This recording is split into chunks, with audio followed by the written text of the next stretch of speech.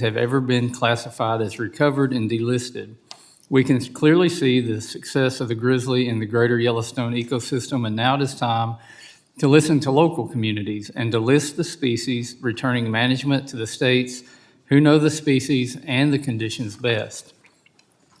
Next, we have Congressman Rob Wittman's Protecting Access for Hunters and Anglers Act of 2025, which is common sense legislation to prevent a ban on lead ammunition or tackle on federal lands and waters, except in instances where it's supported by science that shows a clear decline in wildlife population directly caused by the use of lead ammunition and tackle. In 2023, the Biden administration issued a misguided final rule banning lead ammunition and tackle on 8 national wildlife refuges. For hunting and fishing to remain easily accessible recreational activities for all Americans, we must prevent future ideological-based decisions and listen to the scientific research.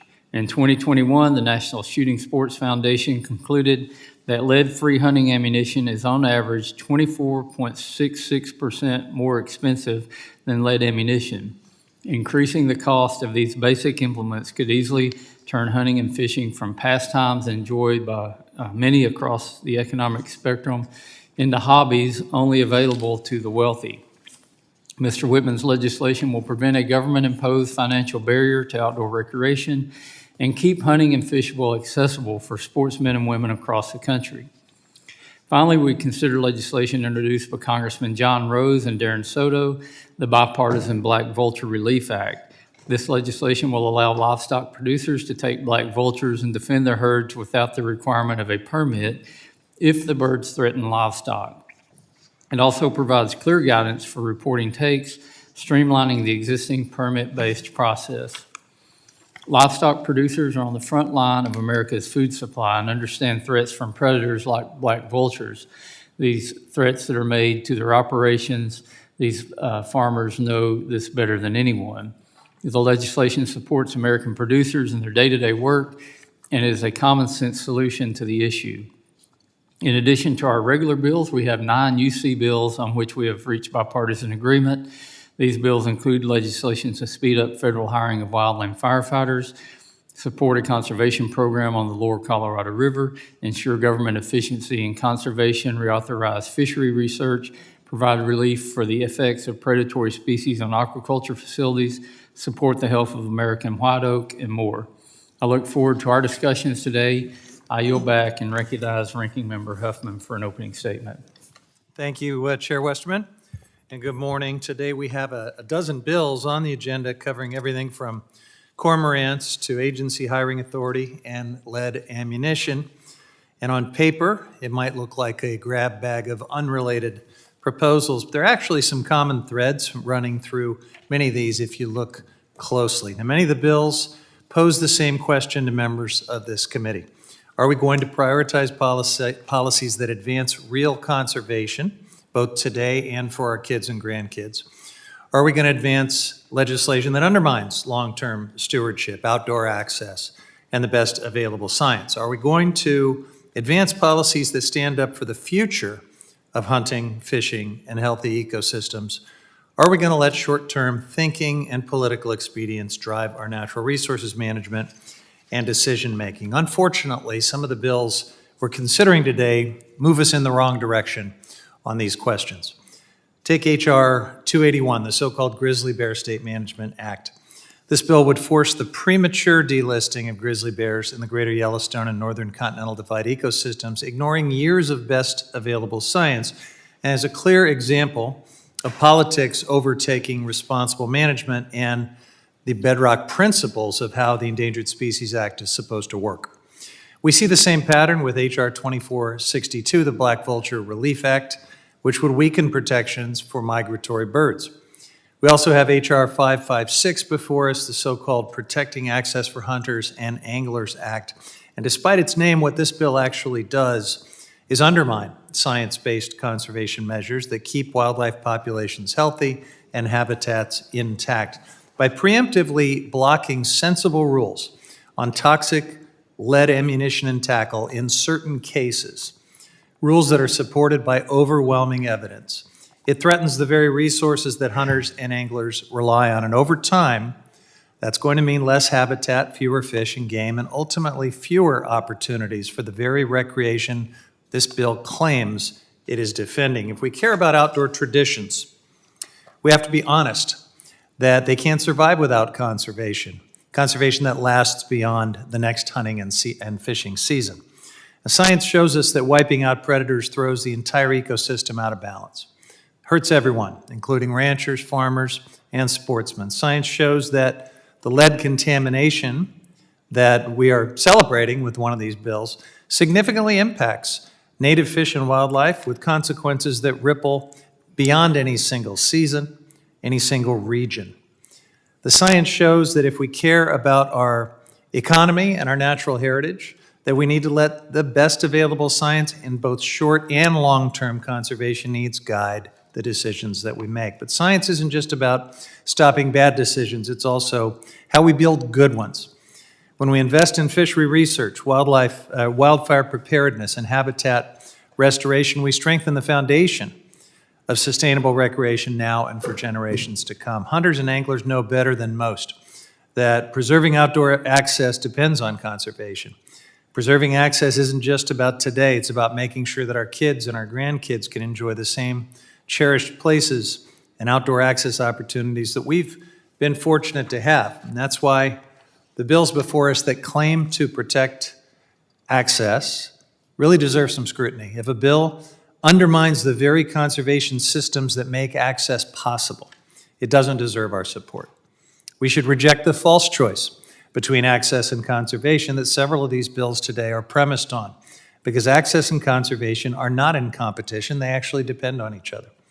So as we work through the bills today, Mr. Chairman, I hope my colleagues will ask a few basic questions. Does each bill reflect real stewardship? Does it respect science? Does it protect outdoor access as a promise to future generations? If the answer to any of these is no, we should be willing to put our politics aside and do better. That's what the American people expect of us. I yield back. Gentleman yields back pursuant to the markup notice. It is now in order to consider H.R. 281, Grizzly Bear State Management Act of 2025.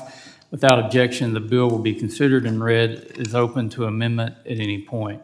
Does any member wish to be recognized for purpose of debate on the bill? Yes, I do, Mr. Chairman. I'm not shocked. Ms. Hageman, you're recognized for 5 minutes. Thank you, Mr. Chairman. Today, the committee is considering my bill, H.R. 281, the Grizzly Bear State Management Act.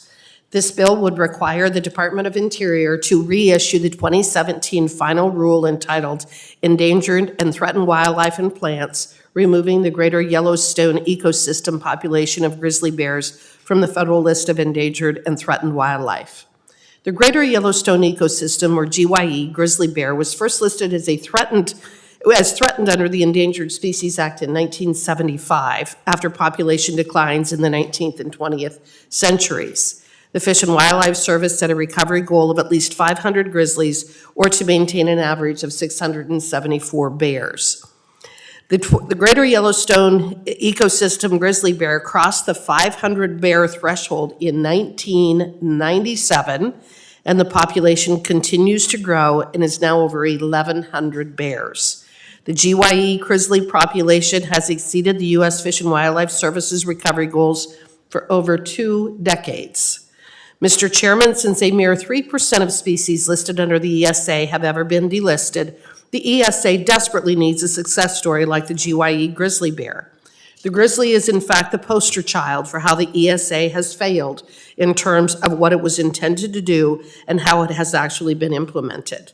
The purpose of the ESA was to identify threatened or endangered species, develop an effective recovery plan, provide for state involvement in managing and protecting such species, and delisting when recovery goals were met.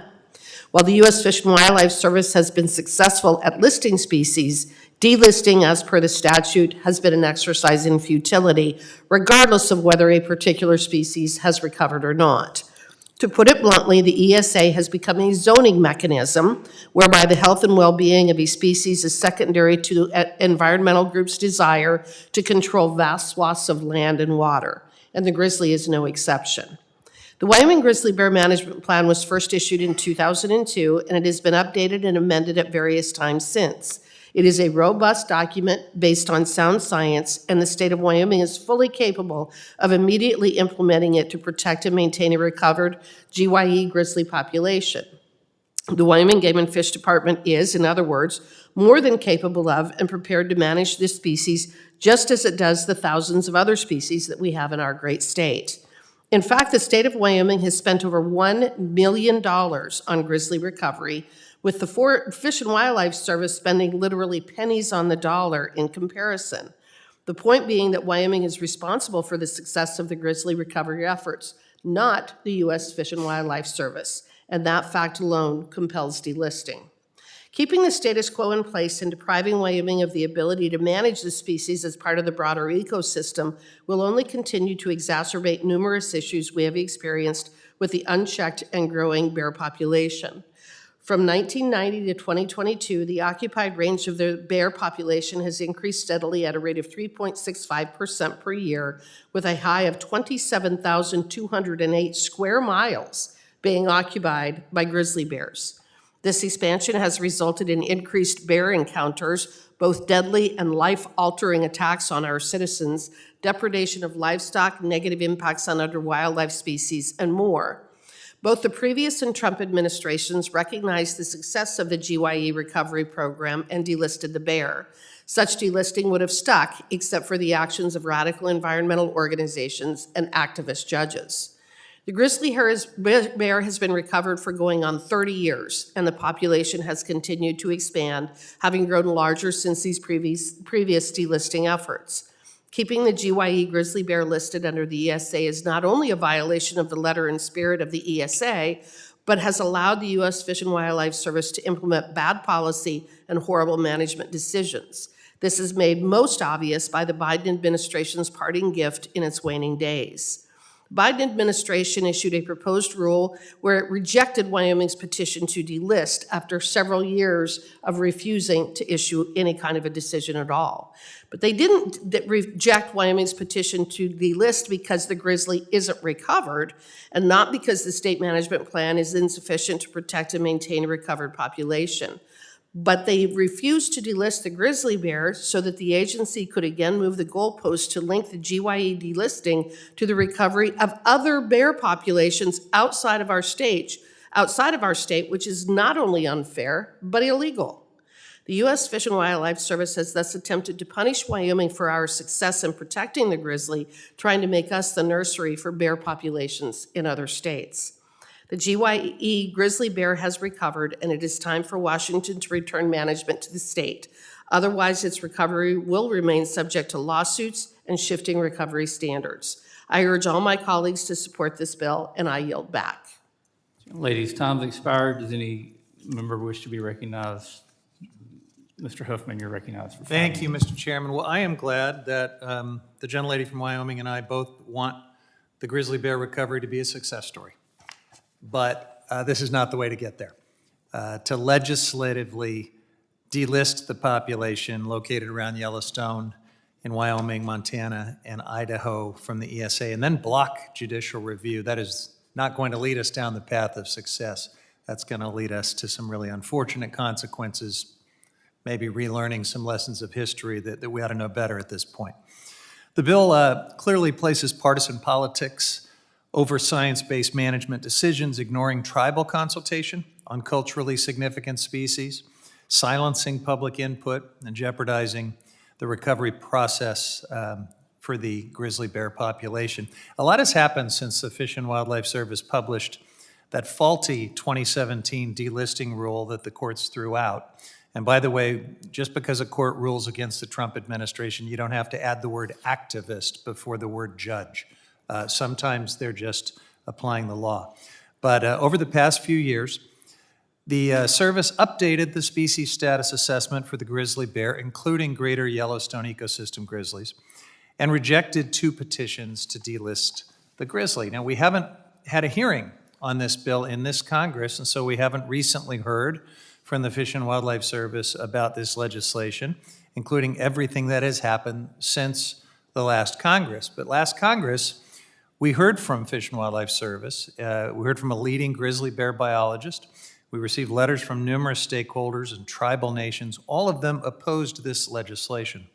And one major reason for the widespread concern about the bill is that some states have not demonstrated a credible commitment to continuing the conservation of the species. That's why the former director of the U.S. Fish and Wildlife Service sent a letter to Montana legislators warning that state laws and regulations threaten both grizzly bear recovery and public safety. With these anti-predator laws in place, the grizzly could once again vanish from the greater Yellowstone ecosystem. So reinstating the outdated 2017 delisting rule could actually put the grizzly bear back on the road toward extinction, which none of us should want to see. I oppose this bill and urge my colleagues to vote no. Yield back. Gentleman yields back. Mr. Stauber, you're recognized. Thank you, Mr. Chairman. I rise in strong support of H.R. 281, the Grizzly Bear State Management Act, introduced by my good friend and colleague, Representative Hageman. Time and time again, virtually every week in this committee, we hear about the successes of the Endangered Species Act and the numerous species the law has protected and saved. The greater Yellowstone ecosystem population of grizzly bears are certainly one of those success stories.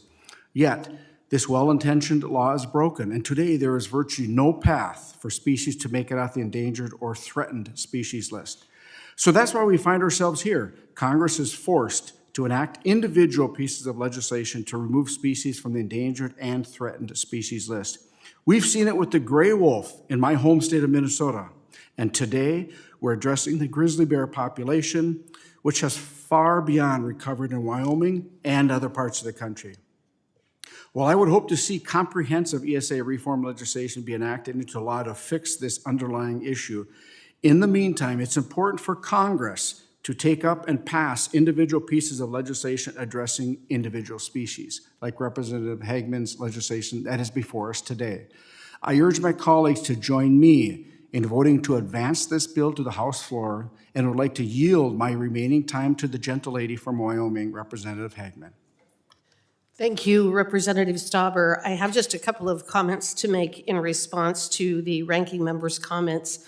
First of all, it's apparent now, and it was apparent when we addressed this a couple of years ago in the last session, that my colleagues on the other side failed to do their research and failed to actually understand what recovery plans are. I'm holding in my hand the Wyoming Grizzly Bear Management Plan that was issued in May of 2016. And if you actually ever bothered to read these documents and understand how the state of Wyoming manages wildlife, and especially endangered or threatened species, what you would find is that we actually have tribal consultation built into the plans themselves. We don't ignore tribal consultation. It's a very important part of the entire management that we undertake in managing threatened and wildlife species, as well as other species, not just those that are threatened or endangered.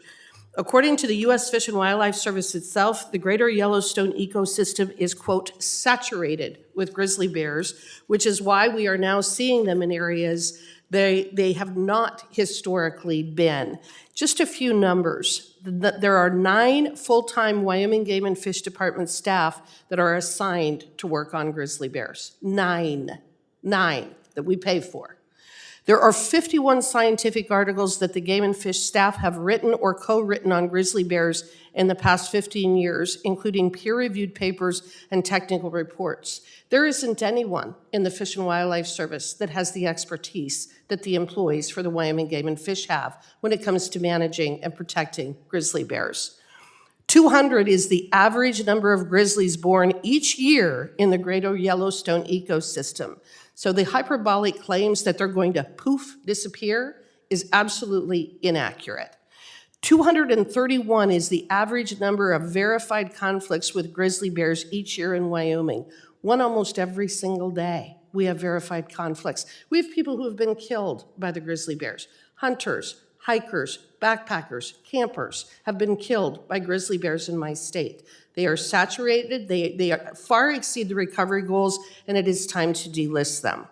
There are 266 different plant and animal species that grizzly bears eat in the greater Yellowstone ecosystem.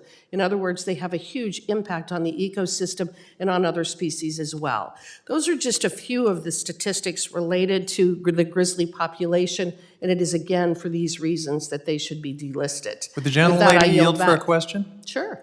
Do the tribal nations in the greater Yellowstone area agree with you that devolving this back to the state with its, whatever it says about tribal, that's good enough, that would protect their interests? Are they supporting your bill? Well, I think that you would have to ask them specifically that question. We have asked I'm them. not- We asked them in the last Congress. They oppose your bill. And what I'm going to say is, they are very much involved with the management plan itself. It's stated right in the document that we have to consult with the state. Why aren't they supporting your bill? Consults with the tribe. You would have to ask them that, Mr. Hoffman. We've done that, yeah. Okay. Thank you. It doesn't change the fact that the grizzly bear is recovered under the Endangered Species Act and that they should be delisted. With that, I yield back, or yield to Mr. Stauber. Thank you, Representative Hageman, for sharing those facts with us. Mr. Chair, I yield back. Gentleman yields back, and I recognize myself for 5 minutes, and I support Congresswoman Hageman's legislation, H.R. 281, the Grizzly Bear State Management Act of 2025. The bill, again, instructs the U.S. Fish and Wildlife Service to reinstate the 2017 rule delisting the greater Yellowstone ecosystem population of grizzly bears from the list of threatened and endangered species. The grizzly bear is not only an iconic species of the American West, but it's also part of a resounding success story of recovery. First listed under the Endangered Species Act in 1975, the greater Yellowstone ecosystem population of grizzly bears has since met every recovery goal that has been set for it. In fact, the population has doubled the federal recovery goal. And the idea that we're somehow ignoring scientific research and scientific data, I find preposterous. This is the former Fish and Wildlife Service under different administrations have twice tried to delist the species, and it's still listed. That's why we say the Endangered Species Act is like Hotel California. Once you get on the list, it's almost impossible to get off.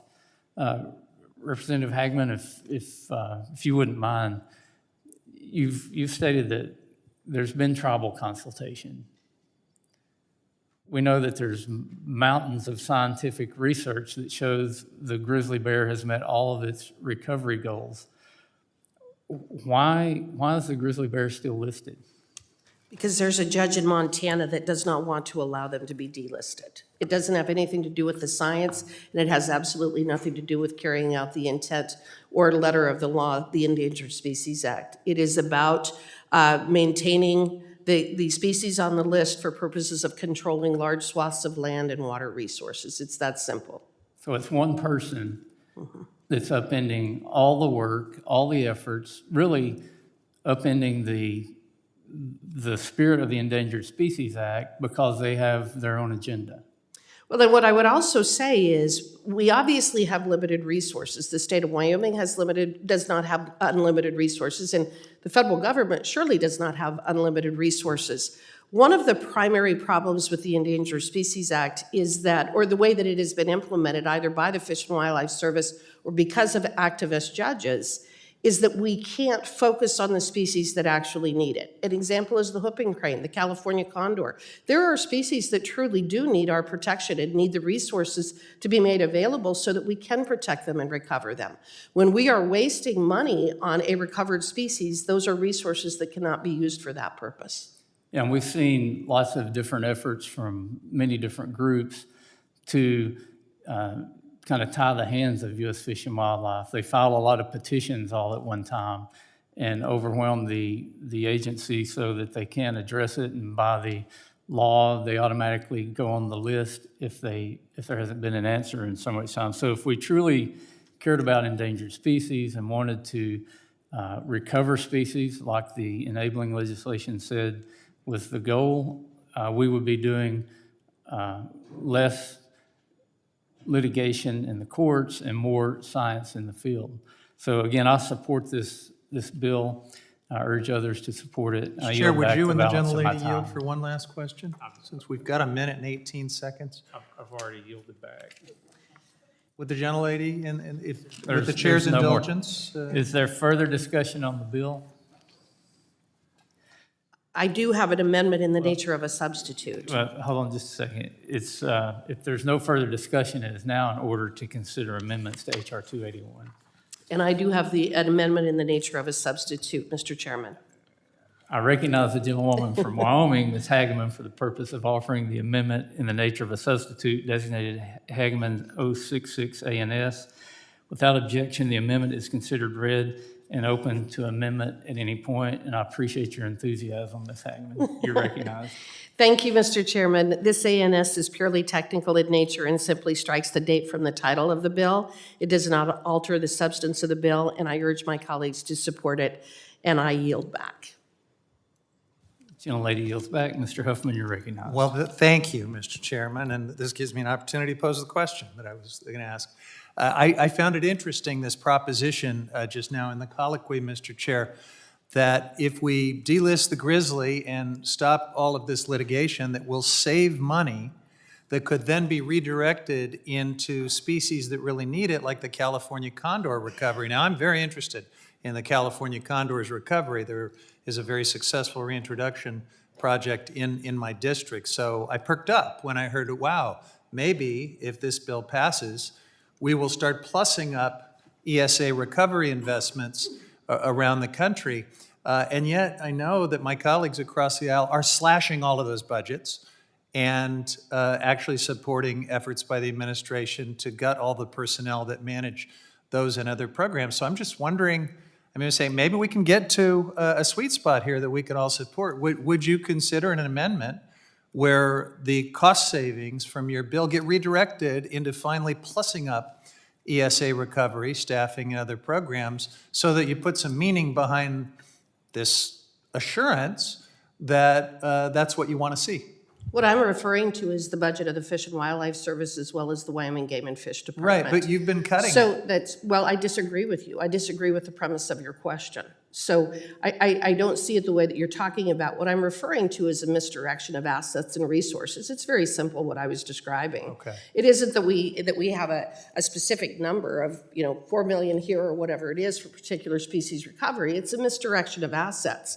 When you've got the Fish and Wildlife Service or the Game and Fish Department that are managing for an endangered or threatened species when that species is already recovered. And for example, in Wyoming, if we could start hunting the bear, that would bring revenue into the state of Wyoming for management of other species. That's one of the things to keep in mind when you look at the recovery plan. So reclaiming my time. It's I understand a lot of folks in Wyoming want to start hunting the bear. Believe me, we understand that all too well. But it seems like a rather hollow assurance to say that if we delist the bear and just let it go back to the state and whatever happens after that, that we'll focus our efforts and our resources on other species when you are cutting all the programs and the budgets that would help those other species, and you won't consider an amendment that would actually do what you say you want to say. It seems like a lot of window dressing to just gut the Endangered Species Act. So I yield back. Gentleman yields back. Is there further discussion on the ANS? I recognize myself. I urge my colleagues to support the ANS. The ANS before us ensures that we celebrate the success story of recovering the greater Yellowstone ecosystem grizzly bear population and return the species to state management as was intended in the Endangered Species Act. The states in the greater Yellowstone ecosystem have proven they are willing and able to take over management. We're actually following through with what the intent of the Endangered Species Act was. We've seen the species meet all the recovery goals, double the population, and now following the process of the Endangered Species Act, it's time to turn the management back over to the states. It's a good federalist thing that we see the states who are closer to these wildlife populations as well as many of the issues, manage those issues much better than we can from DC or that any federal agency can do. I again want to applaud Representative Hageman for the work on this legislation, and I yield back. Is there further discussion on the amendment? If there's no further discussion on the amendment, it is now in order to consider amendments to the ANS to H.R. 281. I recognize Ranking Member Huffman for the purpose of offering an amendment designated Huffman number 1. Without objection, the amendment is considered read. Thank you, Mr. Chairman. I'm pinch hitting for Ranking Member Hoyle, who was going to present this. But our colleagues across the aisle talk about best available data, following the science, but this bill actually ignores the last 8 years of best available science. The 2017 rule relied on outdated characterizations of distinct population segments, and a federal judge in Montana, not because of some whim, not because of caprice, but a federal judge in Montana followed the law and ruled the delisting rule illegal in 2018, citing the Fish and Wildlife Service's failure to consider long-term genetic effects on other populations and concerns that the decision was driven by political pressure, which it was, instead of the best available science.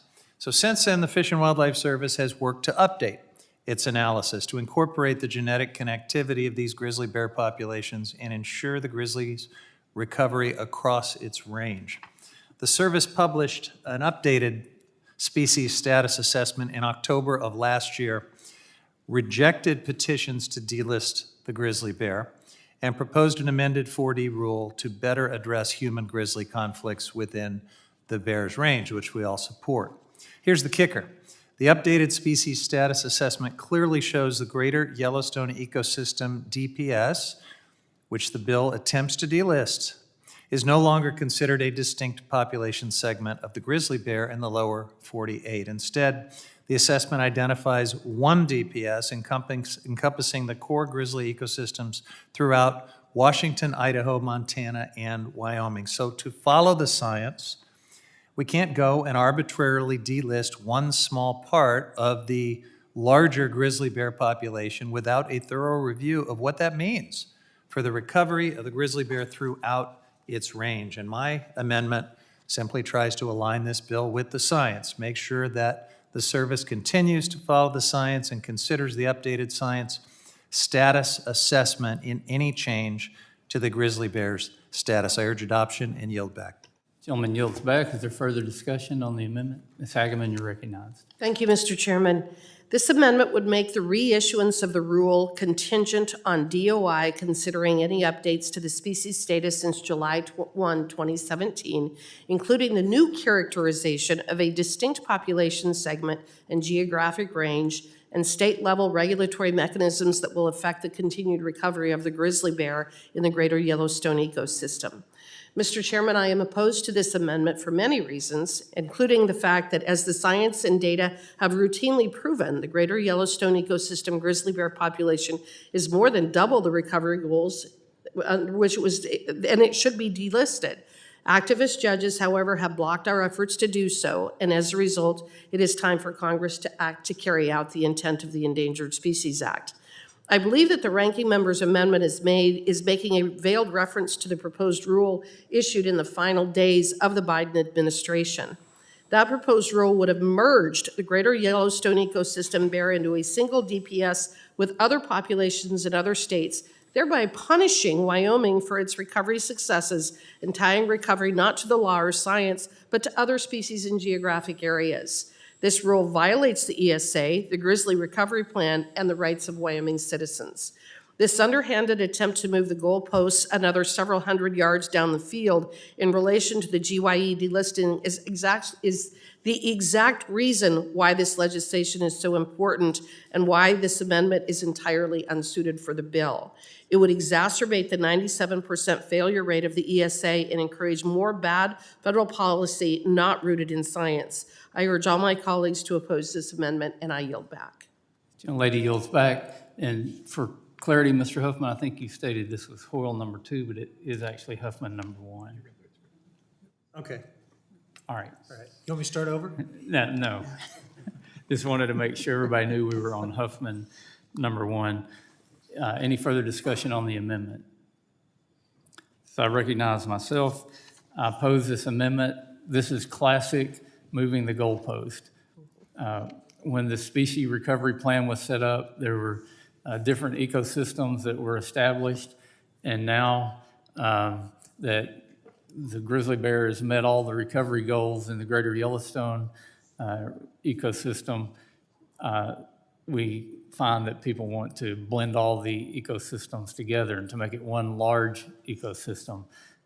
How will we ever accomplish the goals if we move the goalpost in the middle of the game? This amendment is just an attempt to keep this drama playing out in years to come. And I say it's time to end the drama and to delist the grizzly bear. I oppose the amendment and I yield back. Is there further discussion on the amendment?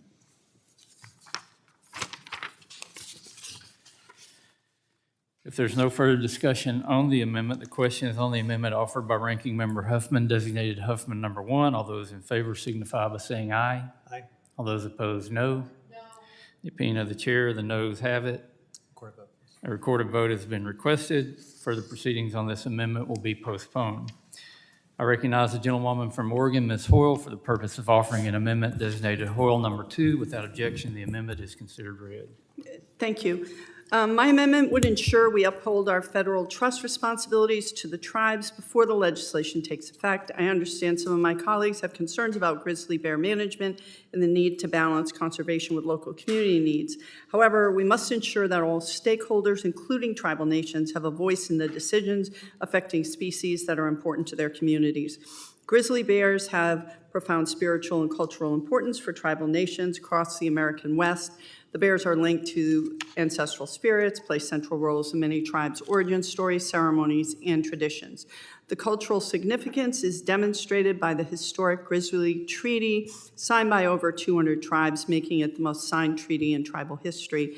This treaty calls for meaningful government-to-government consultation on all federal actions affecting grizzly bears. It represents tribal nations' commitment to being partners in conservation efforts.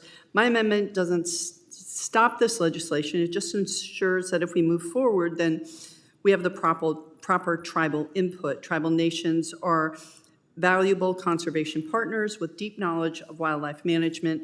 They deserve a seat at the table when decisions are made about species that are sacred to their cultures and communities.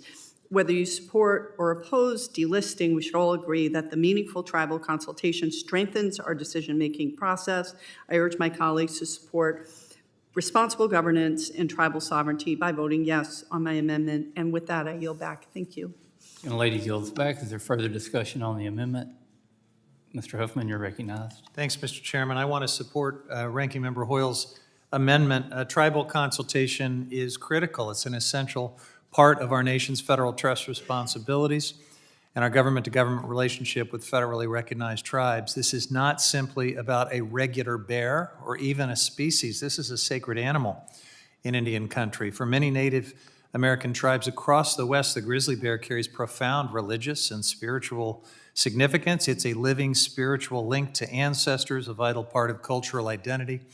Indigenous peoples value the bear, the grizzly bear, in ways that cannot be fully accounted for under traditional U.S. laws, even like the Endangered Species Act. So when the administration decides it's acceptable to remove protections and cedes management to states that will allow hunters to kill these sacred bears for sport, we're enabling the senseless destruction of something deeply spiritual and irreplaceable to many, many tribes. And we should think carefully about that.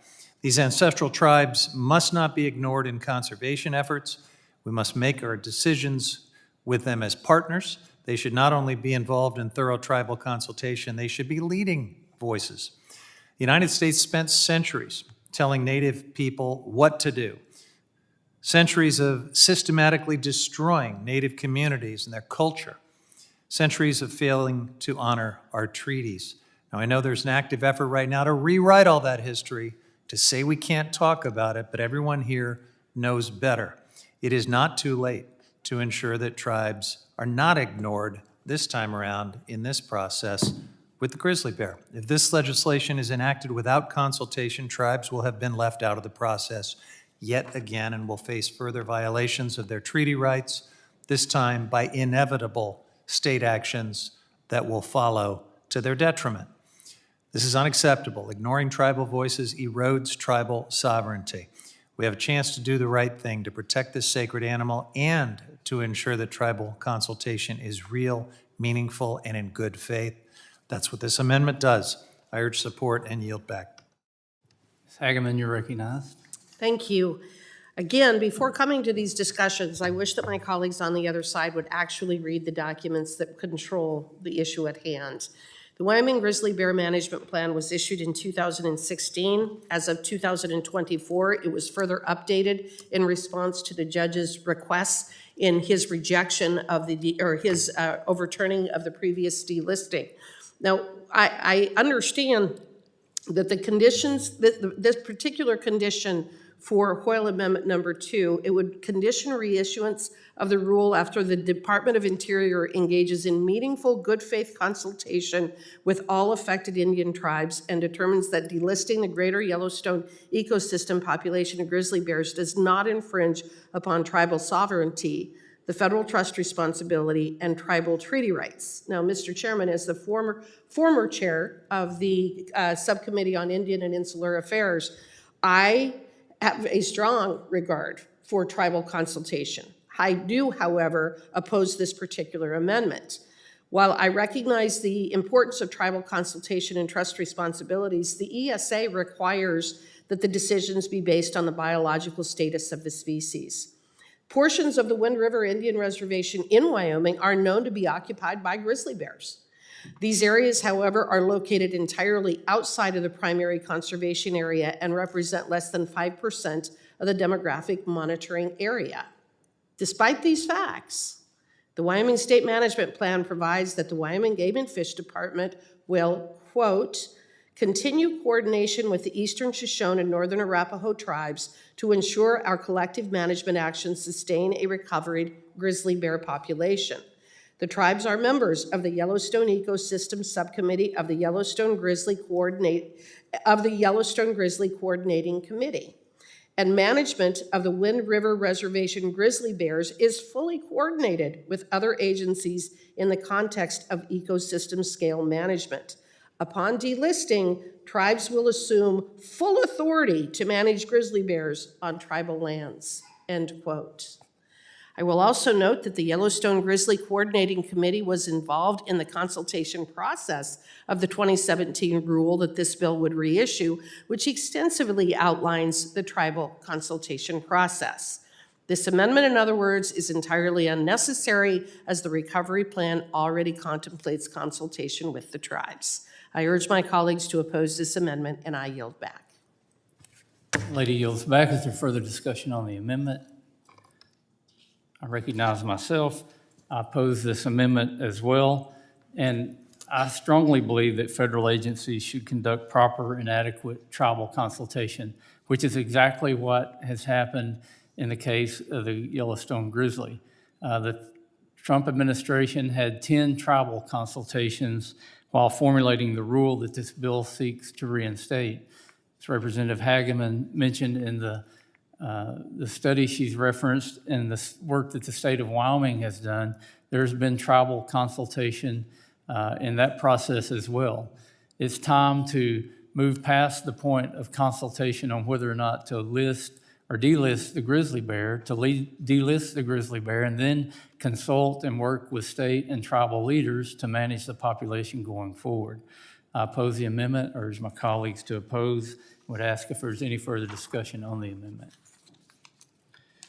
If there's no further discussion, the question is on the amendment offered by Ms. Hoyle, designated Hoyle number 2. All those in favor signify by saying aye. Aye.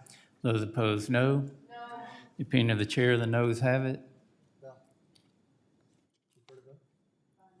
A recorded vote has been requested. Further proceedings on this amendment will be postponed. Now I recognize Ranking Member Huffman for the purpose of offering an amendment designated Dingle number 3. Without objection, the amendment is considered read. Thank you, Mr. Chairman. I'm going to get it right this time. I am pinch hitting for Ms. Dingle on this particular amendment. So the bill legislatively would delist the greater Yellowstone ecosystem DPS grizzly bear from the ESA and then block judicial review of the delisting. Now, we have heard that we need to block litigious groups or so-called radical environmentalists from suing on this delisting. And again, I'm amused at the adjectives that get thrown around in here. Judges rule against Donald Trump, and they are deemed activist judges. Environmental groups, I guess just for breathing the air, are automatically called radical environmentalists. I don't think I've ever heard a reference across the aisle to just environmental groups. There's something inherently radical about being an environmental group. But that's just an observation that I wanted to make as we make our way through this hearing. So, yeah, there's the narrative that we have to stop these radical environmentalists from suing on this delisting. But scientists, tribes, and industries also use the courts to hold the service accountable for doing their job on listing and delisting. It's not always radical environmentalists who are having access to justice and using judicial review. For example, when the Trump administration delisted the grizzly bear in 2017, tribes, scientists, and environmental groups sued. They argued that factors such as low genetic diversity, growing human population in the area, warranted continued ESA protections for grizzly bears. And they also claimed that the Fish and Wildlife Service did not honor commitments to involve tribes in the delisting process of the grizzly bear. So access to courts for tribes and a whole bunch of other stakeholders actually helps ensure that the Fish and Wildlife Service does its job under the ESA and other laws like the Administrative Procedures Act, barring judicial review, is what's truly radical.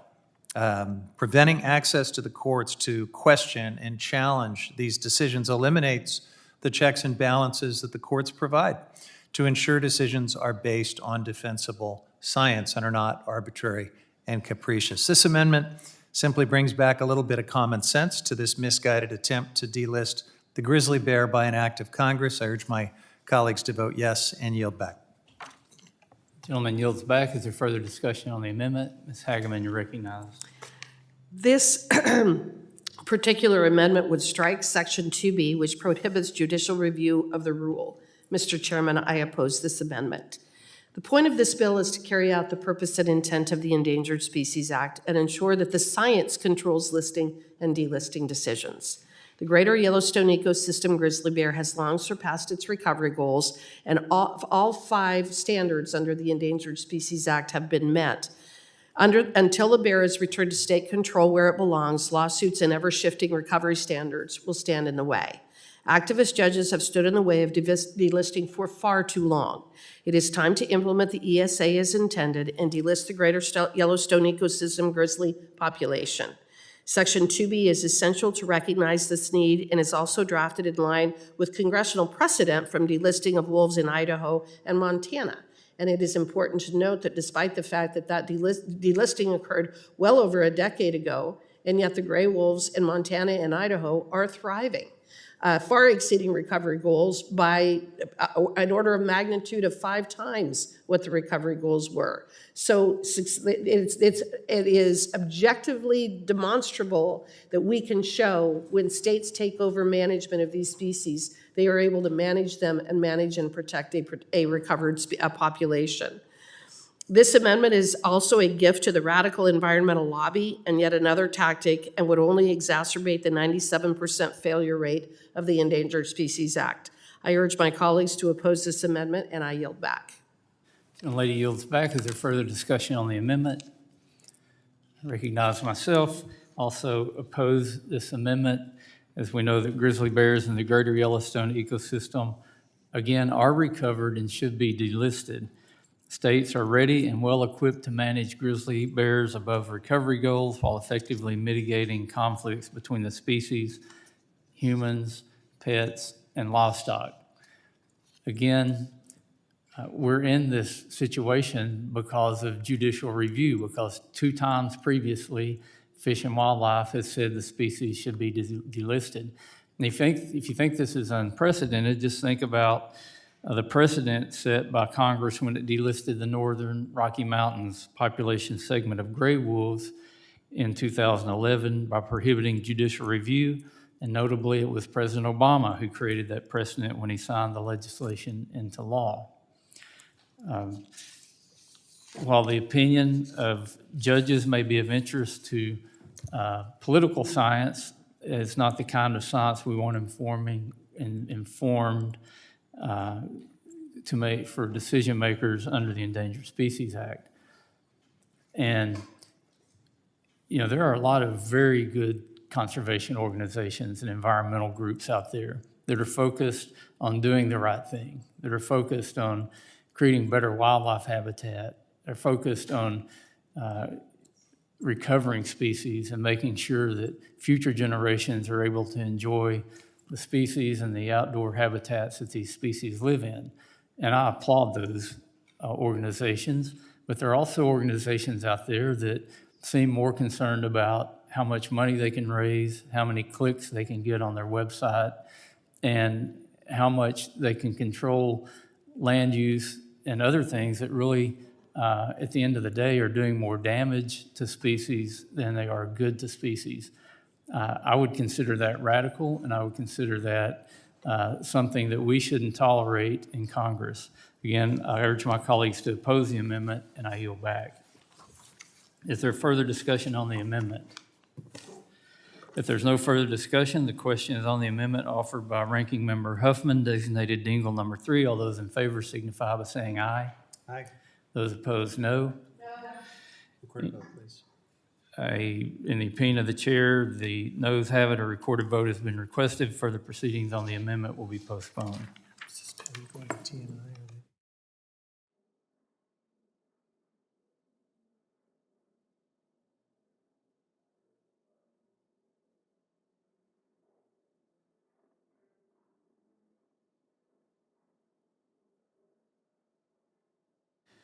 Pursuant to the markup, notice is now in order to consider H.R. 2462, the Black Vulture Relief Act of 2025. Without objection, the bill will be considered as read and open to amendment at any point.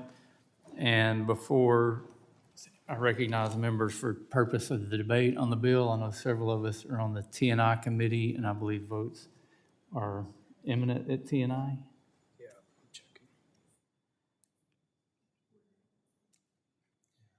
I think if we get into debate, we might miss the vote. All right. We'll recess for. So we're going to recess until after votes at T&I, and the intent is to reconvene immediately after those votes or at 11:30 a.m. That should work, right? All right. The committee's in recess.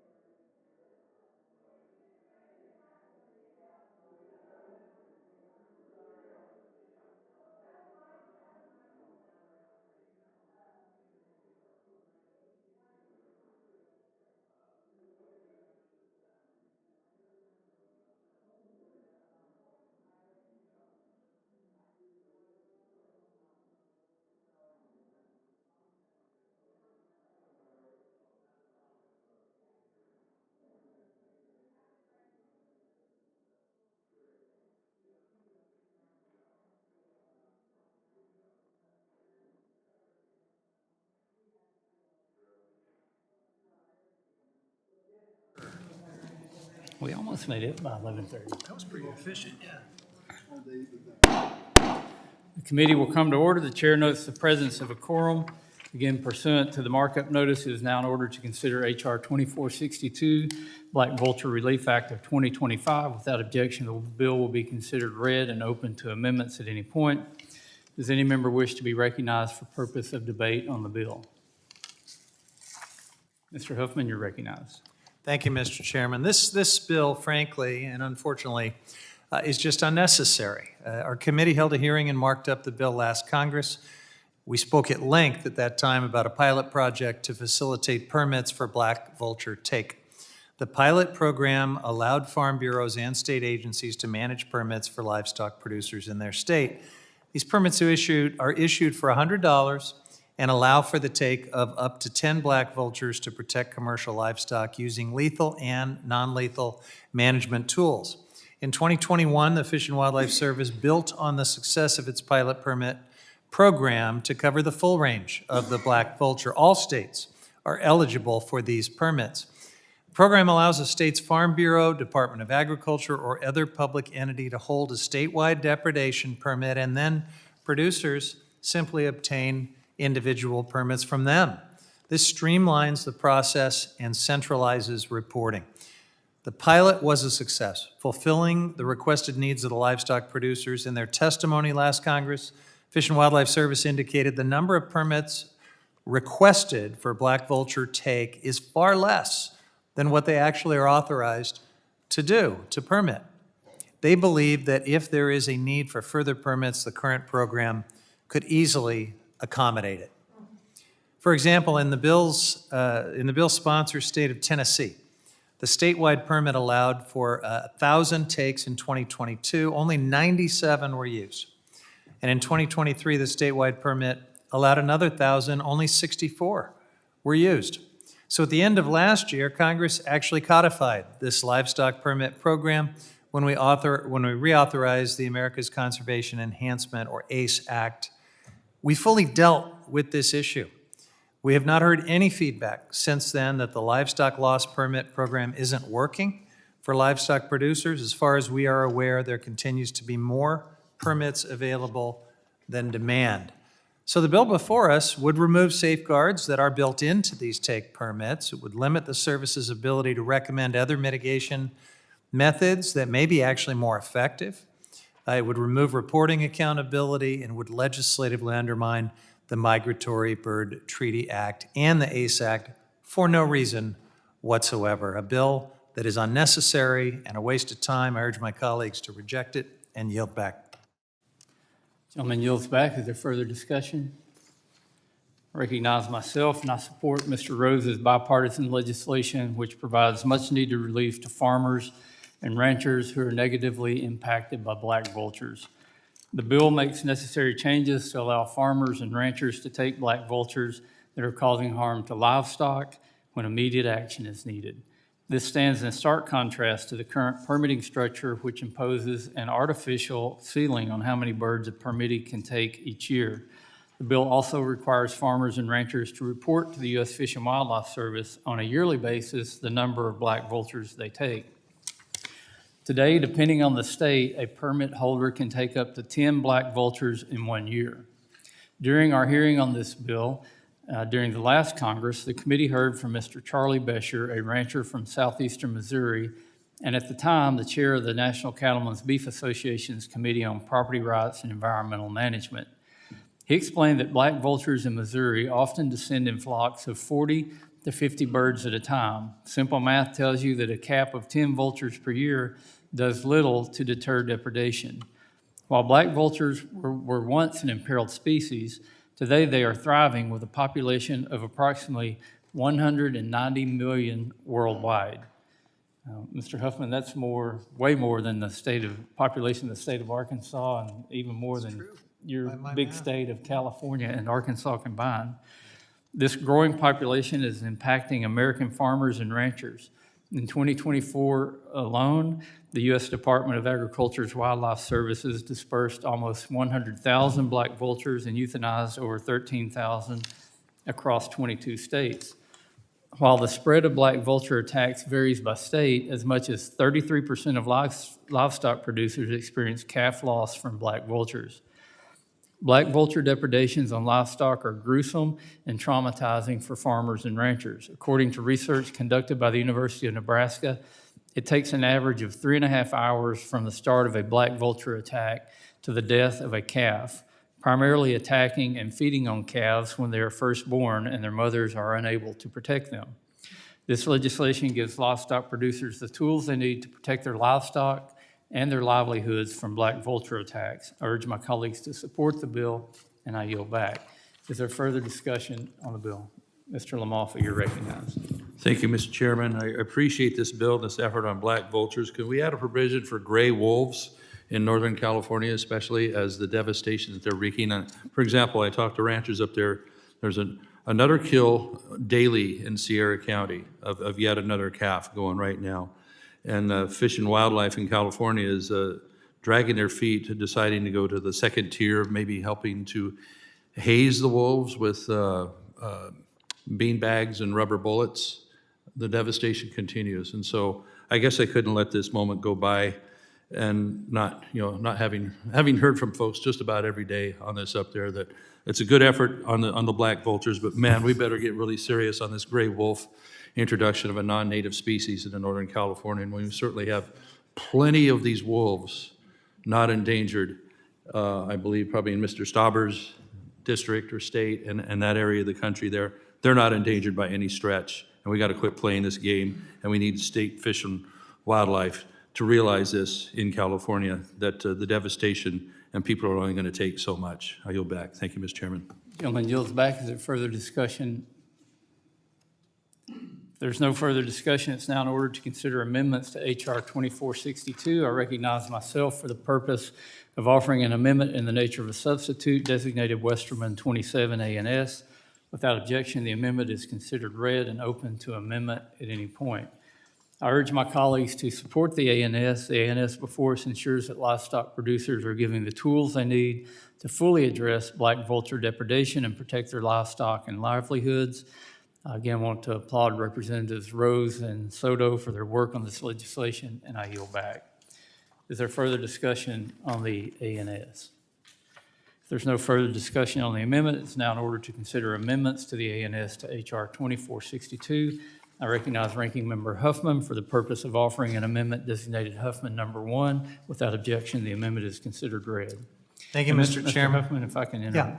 to make an announcement, there is some food in the back room if members are That's here. an important, yeah, thank you. Wanted to make sure everybody knew that.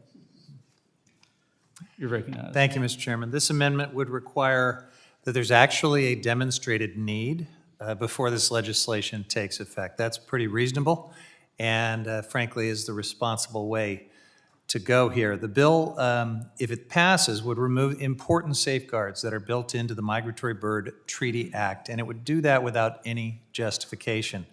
Again, we all agree that you need in some cases to manage and even to kill black vultures.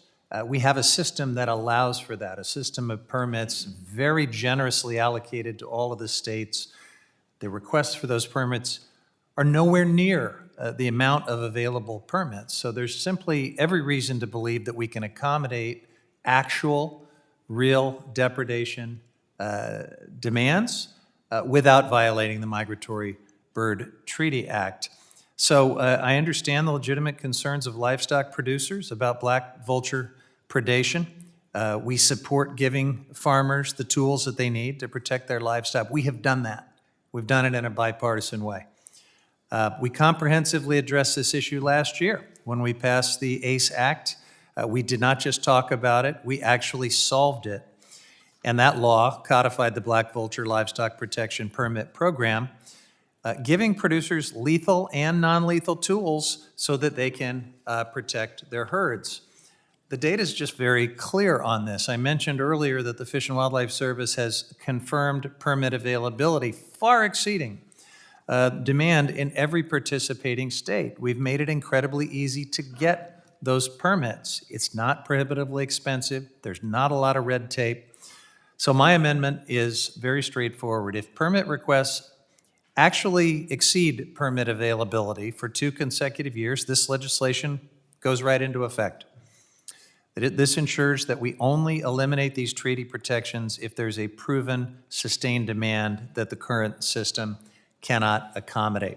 If proponents are correct that additional tools are needed, then this provision is absolutely going to kick in. It's going to give them what they want. If current permits are sufficient, though, as all evidence indicates they are, we preserve important protections and continue to honor the Migratory Bird Treaty Act. I urge support for my amendment and yield back. Gentleman yields back. Is there further discussion on the amendment? I recognize myself. Again, livestock producers need urgent relief from costly and dangerous black vulture attacks. This amendment simply delays that critical relief. HR 2462 provides livestock producers with the ability to take vultures where and when it makes sense. Now, in regards to the existing permit program that allows a farmer or rancher to take 10 black vultures per year, that is simply not enough. So I think a lot of these farmers are not even bothering with getting the permits, especially when large flocks of 40 to 50 birds regularly descend on a helpless calf.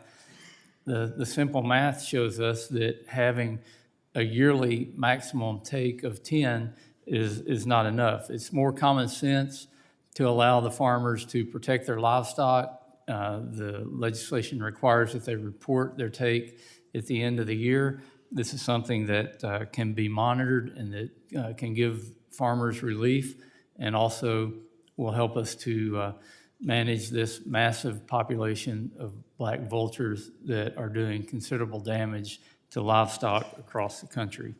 I urge my colleagues to oppose the amendment, and I yield back. Is there further discussion on the amendment? If there's no further discussion on the amendment, the question is on the amendment offered by Ranking Member Huffman, designated Huffman number 1. All those in favor signify by saying aye. Aye. Those opposed, no. No. In the opinion of the chair, the noes have it. A recorded vote has been requested. Further proceedings on the amendment will be postponed. Pursuant to the markup notice, it is now in order to consider H.R. 556, Protecting Access for Hunters and Anglers Act of 2025. Without objection, the bill will be considered as read and open to amendment at any point. Does any member wish to be recognized for purpose of debate on the bill? I recognize myself for 5 minutes. H.R. 556, sponsored by my colleague, Congressman Wittman of Virginia, is a common sense bill that protects the ability of hunters and anglers to continue to use cost-effective lead ammunition and fishing equipment on our nation's public lands. At the same time, this legislation gives federal and land management agencies the flexibility to make targeted prohibitions on lead usage based on sound science and in coordination with state fish and wildlife agencies. In the United States, sportsmen and women's participation is crucial to the success of wildlife conservation. The North American model of wildlife conservation is based on 7 interconnected principles. These include sound science, active management, and access to hunting and fishing. This model is a success story demonstrated by the millions of dollars paid by hunters and anglers for wildlife conservation each year through fees and excise taxes on hunting and fishing gear and related purchases. In fiscal year 2025, the U.S. Fish and Wildlife Service allocated nearly $1 billion in receipts from excise taxes on firearms manufacturers. Of that amount, $750 million was designated for wildlife restoration. Similarly, $416 million for fish conservation was generated from excise taxes on fishing equipment. In 2023, after significant pushback from stakeholders and members of Congress, the service denied a petition from environmental groups to ban the use of lead ammunition and tackle throughout the refuge system. You notice I didn't say radical environmental groups, Mr. Huffman. Great restraint. They were far left environmental groups, but not radical. Maybe a little radical. However, under the Biden administration, the service still pressed ahead with banning the use of lead ammunition and tackle in 8 refuges. The question facing the committee today is about access.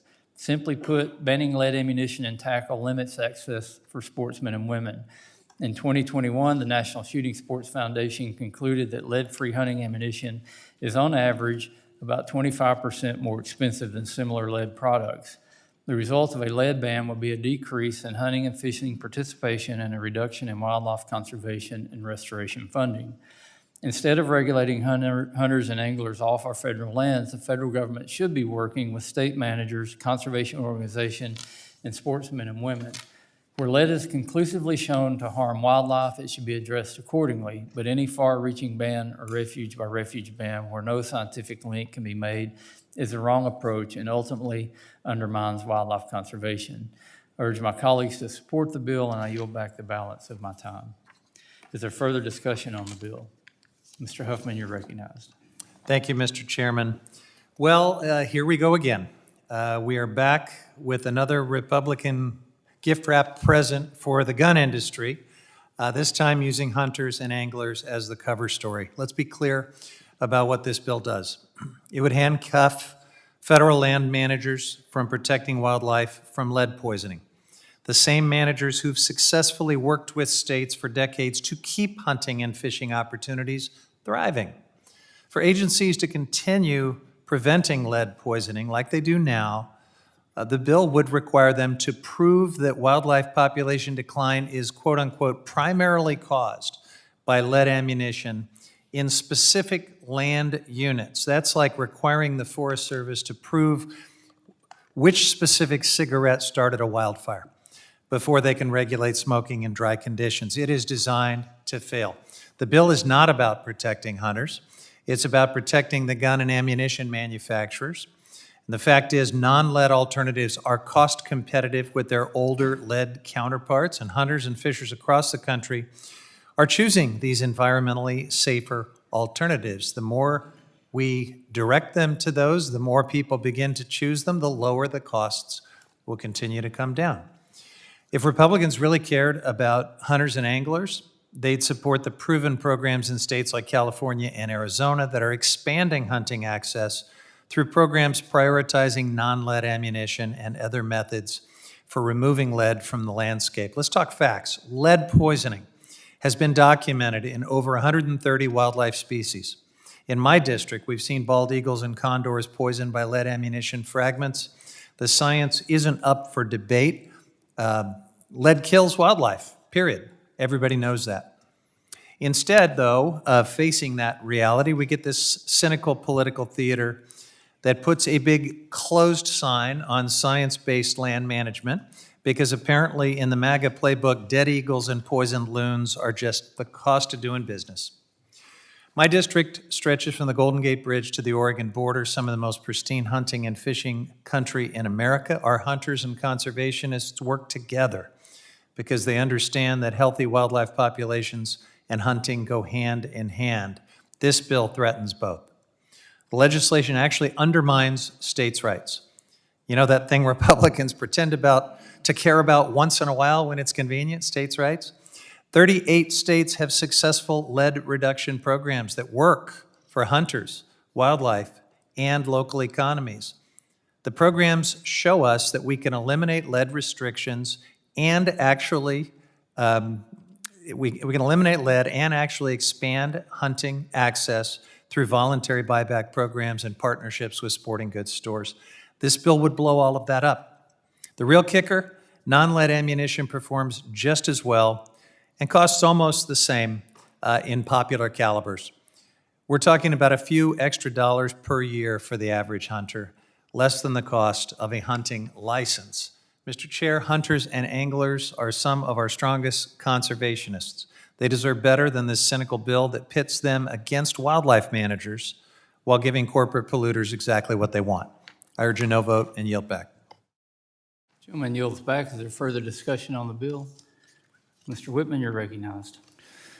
Thank you, Mr. Chairman. I'm the proud sponsor of H.R. 556, Protecting Access to Hunters and Anglers Act, and I'm amused at people that talk about they're the advocates for science, yet they wouldn't know science if they tripped over it. I worked as a scientist for the Virginia Department of Health for 27 years, and under the federal statute and state statutes, I was required to gather data before I made a decision about whether areas should be open or closed for the safe taking of shellfish, crustacea, and others.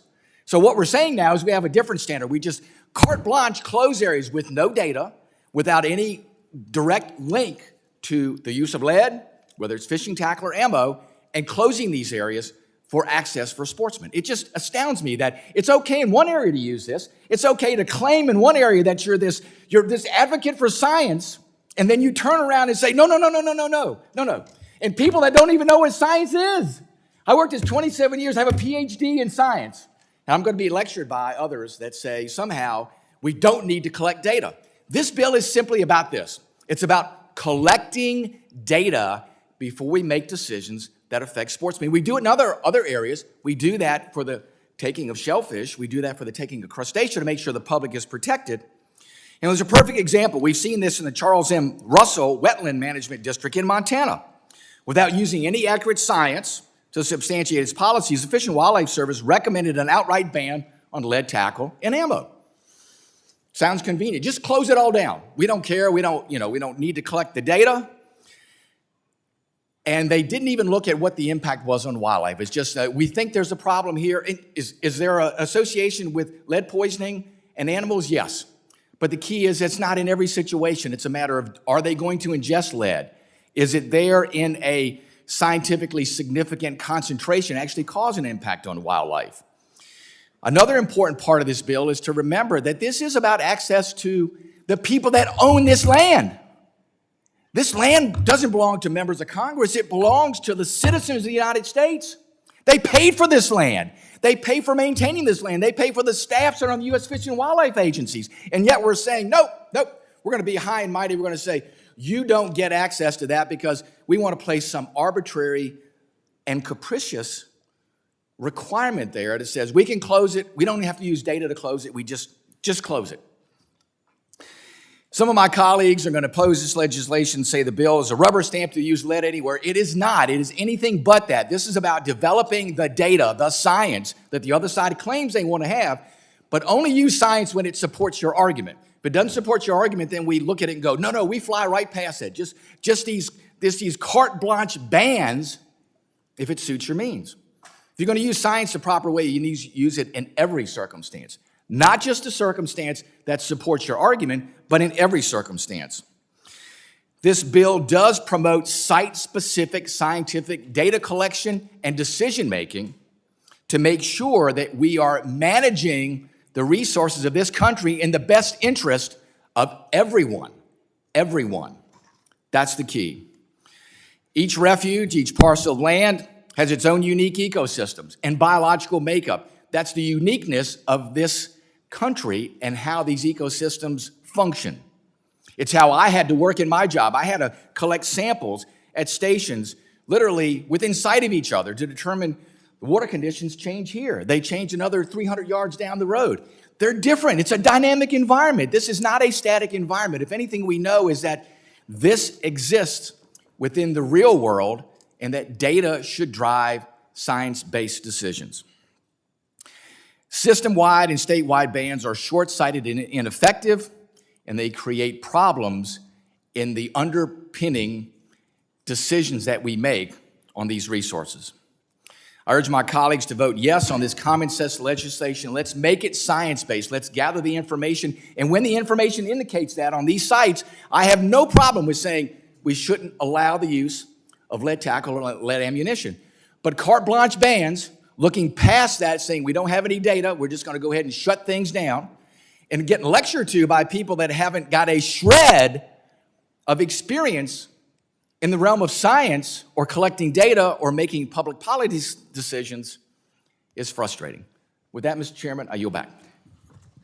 Gentleman from Virginia, Dr. Wittman, yields back. Is there further discussion? Gentlelady's recognized. Thank you, Mr. Chair, and I appreciate the opportunity to speak here. I also appreciate the opportunity to speak as a scientist and a physician who is taking care of people. I do believe I am appropriately capable of speaking to this. Thank you. I'm a firm no on this bill because you're correct. The science may not be readily available in each area, but the science is very clear on lead, period. lead poisoning happens, it concentrates up the food chain, it has detrimental impacts, not just on the individual animals impacted that may die, but including Watch and see. vultures and others who continue to concentrate this up the food chain.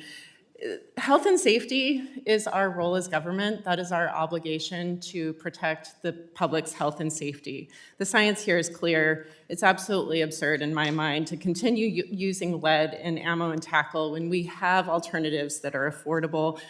Our hunters and our fisher and our anglers also deserve to have safe meat to eat, and we cannot catch fish and deer anywhere near as easily as we do our crustaceans and shellfish that do not move anywhere near as quickly. So I think the data are very hard to acquire. In addition, we have fired or not or filled the open positions for biologists and data gatherers across this country in the Interior, in the Bureau of Interior. And so we have not only a false choice here with the fact of the matter that lead is absolutely dangerous to our environment, but we don't have anyone to actually go get that science to prove anything.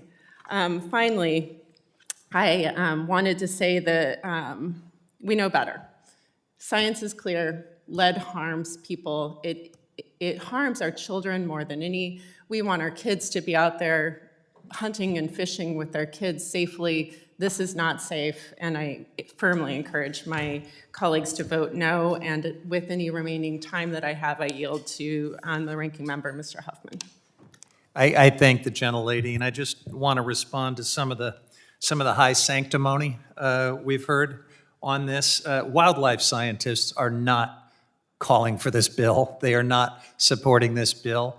There was an implication that folks at the Fish and Wildlife Service who manage these refuges, who want to see people continue hunting and fishing, we all want to see people continue hunting and fishing. There's an implication that they are just arbitrarily, without any rational basis, issuing these lead ammunition bans. They are not. If somebody does that, there are remedies for arbitrary and capricious regulatory actions, including ammunition ban. That's not what's happening here. This is very thoughtful, science-based wildlife management. And the other implication is that they're just shutting down access. Those words were used, shutting down access. They're not. In none of these cases have hunters and anglers been told they got to stop hunting and fishing. In fact, the whole point is so they can continue hunting and fishing, just use different ammunition that's barely even any more expensive. So look, this is far more reasonable, far more science-based, far more responsible, far more hunter and angler friendly than what has been portrayed. This bill actually undermines all of those values and all of those interests. It's a bad bill. I urge my colleagues to vote no, and I yield back. The gentlelady yield back. Is there any further discussion? Mr. Stauber, you're recognized. Thank you very much, Mr. Chair. I rise today in strong support of H.R. 556, the Protecting Access to Hunters and Anglers Act. I want to thank my good friend and colleague, Representative Wittman, for introducing this legislation that will benefit the people of northern Minnesota, along with sportsmen and women across this great country. This bill rights a wrong. It blocks arbitrary administrative bans on the appropriate use of lead ammunition and tackle on our federal lands. The cost of non-lead ammunition and tackle is estimated to be nearly 25% higher than lead ammunition and tackle, according to an analysis from the National Shooting Sports Foundation. Mr. Chair, the state of Minnesota is considered the state of hockey. But I have to tell you, the fastest growing high school sport in Minnesota is trap shooting. Many of my constituents will be priced out of using tackle if they're forced to buy alternates to lead, like tungsten. Hunting and fishing are a part of the cultural fabric of northern Minnesota, and my constituents are some of the greatest conservationists in the entire world. However, it is no surprise that my constituents received zero consideration when the Biden administration put in place its blanket ban to appease radical activists. I am proud to be co-sponsor of this bill, and I look forward to voting to advance it on the House floor. I again want to thank Representative Wittman for his leadership on this issue, and I urge passage of the bill. And Mr. Chair, I will allow Mr. Wittman to have the remaining 3 minutes and 20 seconds of my time. Well, thank you, Mr. Chairman. To my colleagues that say that crustacea don't move, my son's a commercial fisherman. You ask him about his catch from a day-to-day basis to see if crabs aren't a dynamic critter and if they don't move from place to place. Now, shellfish are sessile, crustacea are not, so to somehow say that it's not like other animals out there is just not correct. And when my colleague says that these decisions are not arbitrary, that they are indeed by the U.S. Fish and Wildlife Service based on science, then why would you object to this bill? Because that's exactly what this bill says. It says the science should be unique to the decision about the facility, about the property. So if you are going to have a lead ban in California because you've shown through science that it has an effect on California condors, I don't see how that is going to have an impact on a wildlife refuge in Virginia. There should be studies in Virginia to go, well, what are the species there? How much lead is there? How much is being ingested? Is the lead itself actually in a form that can cause a problem with the health of the animal? That's the key with this. This is a matter of, is it affecting the health of the animal? There was a reference here to the health of human beings. Listen, it's not about the health of human beings. Believe me, if you harvest an animal and it has lead in it, I've done this multiple times, you are not going to crunch through eating that lead pellet. You're going to take that lead pellet out. So it's not about human ingestion. This is about the health of the animals. And we need science to make sure that we are showing that there is indeed, first of all, a source of lead that's there from sportsmen. Second of all, that lead is itself causing a problem in the health of these populations. Why wouldn't we want to use science? And why would we want carte blanche closures just to say, well, we're going to do this? Again, remember, these resources belong to the people of the United States. We have a responsibility to be responsible decision makers for them, is to say, yes, we are going to limit access in how you are able to enjoy the fish and wildlife on these properties because there is an impact on the health of those animals. Nobody's objecting to that. I'm not objecting to that. And I acknowledge there is an impact of lead on animal health and human health. All I'm saying is let's make sure we have science to show the direct relationship there, which is about responsible decision making.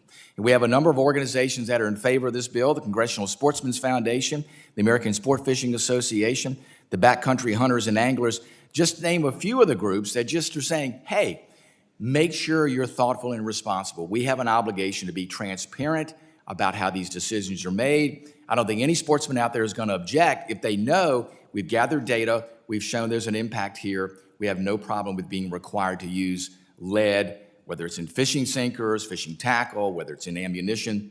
Those things are just about doing our job responsibly. We do it every other place in statutes across the federal government. Why should this area be any different? With that, Mr. Chairman, I yield back. Yeah, Mr. Chair, talking about federal bans, remember the Secretary of Interior banned mining in northeastern Minnesota. She had no idea it was the biggest untapped copper nickel find in the world. And I yield back. Gentleman yields back. Is there further discussion? Gentlelady from Oregon is recognized. Ms. Hoyle. Thank you, Mr. Chairman. I do recognize the vital role that hunters and anglers play in conservation efforts across the nation, and certainly in my district. Sportsmen are some of our strongest conservation champions, contributing billions of dollars through license fees and excise taxes that fund wildlife conservation programs. And I fully agree we should make it a priority to keep federal lands. However, I do have concerns about H.R. 556. The legislation, in my opinion, doesn't take the right approach. It could ultimately harm the very wildlife population that hunters and anglers work to conserve. And the science is clear: lead ammunition and tackle can poison wildlife. And I've seen the impacts in Oregon where lead poisoning has affected species like the bald eagle and the California condor. Many of my constituents hunt for food. That's how they feed their families every year.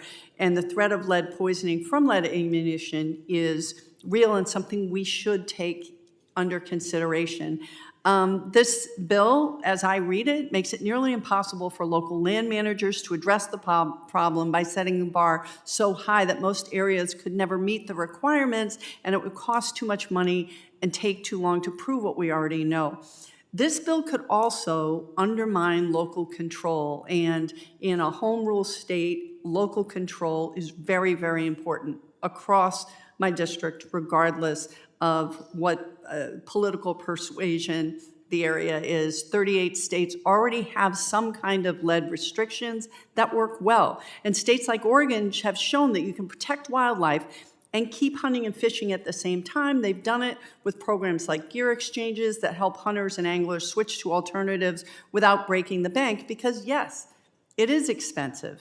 And we do have to take that into consideration to find non-lead alternatives. So instead of creating a fight between hunters and land managers, I believe we should be learning from what's already working. We can support programs that help people voluntarily make the switch to non-lead ammunition, offer incentives for alternatives, and keep investing in research. These programs have helped drive down the cost of non-lead gear, and if we keep up the momentum, I think we can do even more. This makes more sense to me than tying the hands of land managers and ignoring what we already know about protecting wildlife. I want to keep working with my colleagues from both sides of the aisle to find real solutions that truly protect access for hunters and anglers while making sure the wildlife that we love, especially, the bald eagle, will be there for our children and grandchildren, because that's what conservation is really about. I urge my colleagues to oppose this legislation, and I yield the remainder of my time to Ranking Member Huffman. Unless you don't want it. Minute 51, I'm not gonna turn that away. I thank the gentle lady. Look, a moment ago, I heard again this term carte blanche closures. And I just think we've got to be more careful when we describe what's going on here. Wildlife managers are not issuing carte blanche closures to hunting and fishing in these areas when they consider restrictions on lead ammunition and tackle. They're simply talking about the type of lead ammunition and tackle used in those areas, and they might, in appropriate cases, restrict lead. That is not a carte blanche closure. That's actually something that could prevent carte blanche closures. If you set a standard that's so unattainable for refuge managers to ever restrict lead ammunition and tackle, what you're going to do is get to a point where you have to do a carte blanche closure, where it's the only way to protect the wildlife that we need in order to sustain hunting and fishing. So that is an example of tying your hands and actually doing something in the long term is going to hurt hunters and anglers. So I think there's a very wrong-headed premise behind this legislation, and I think that's why you don't see wildlife managers supporting it. You see the gun industry and the hook and bullet crowd supporting it. I yield back. I yield back. The young lady yields back. Is there further discussion? Mr. Lamalfa, you're recognized.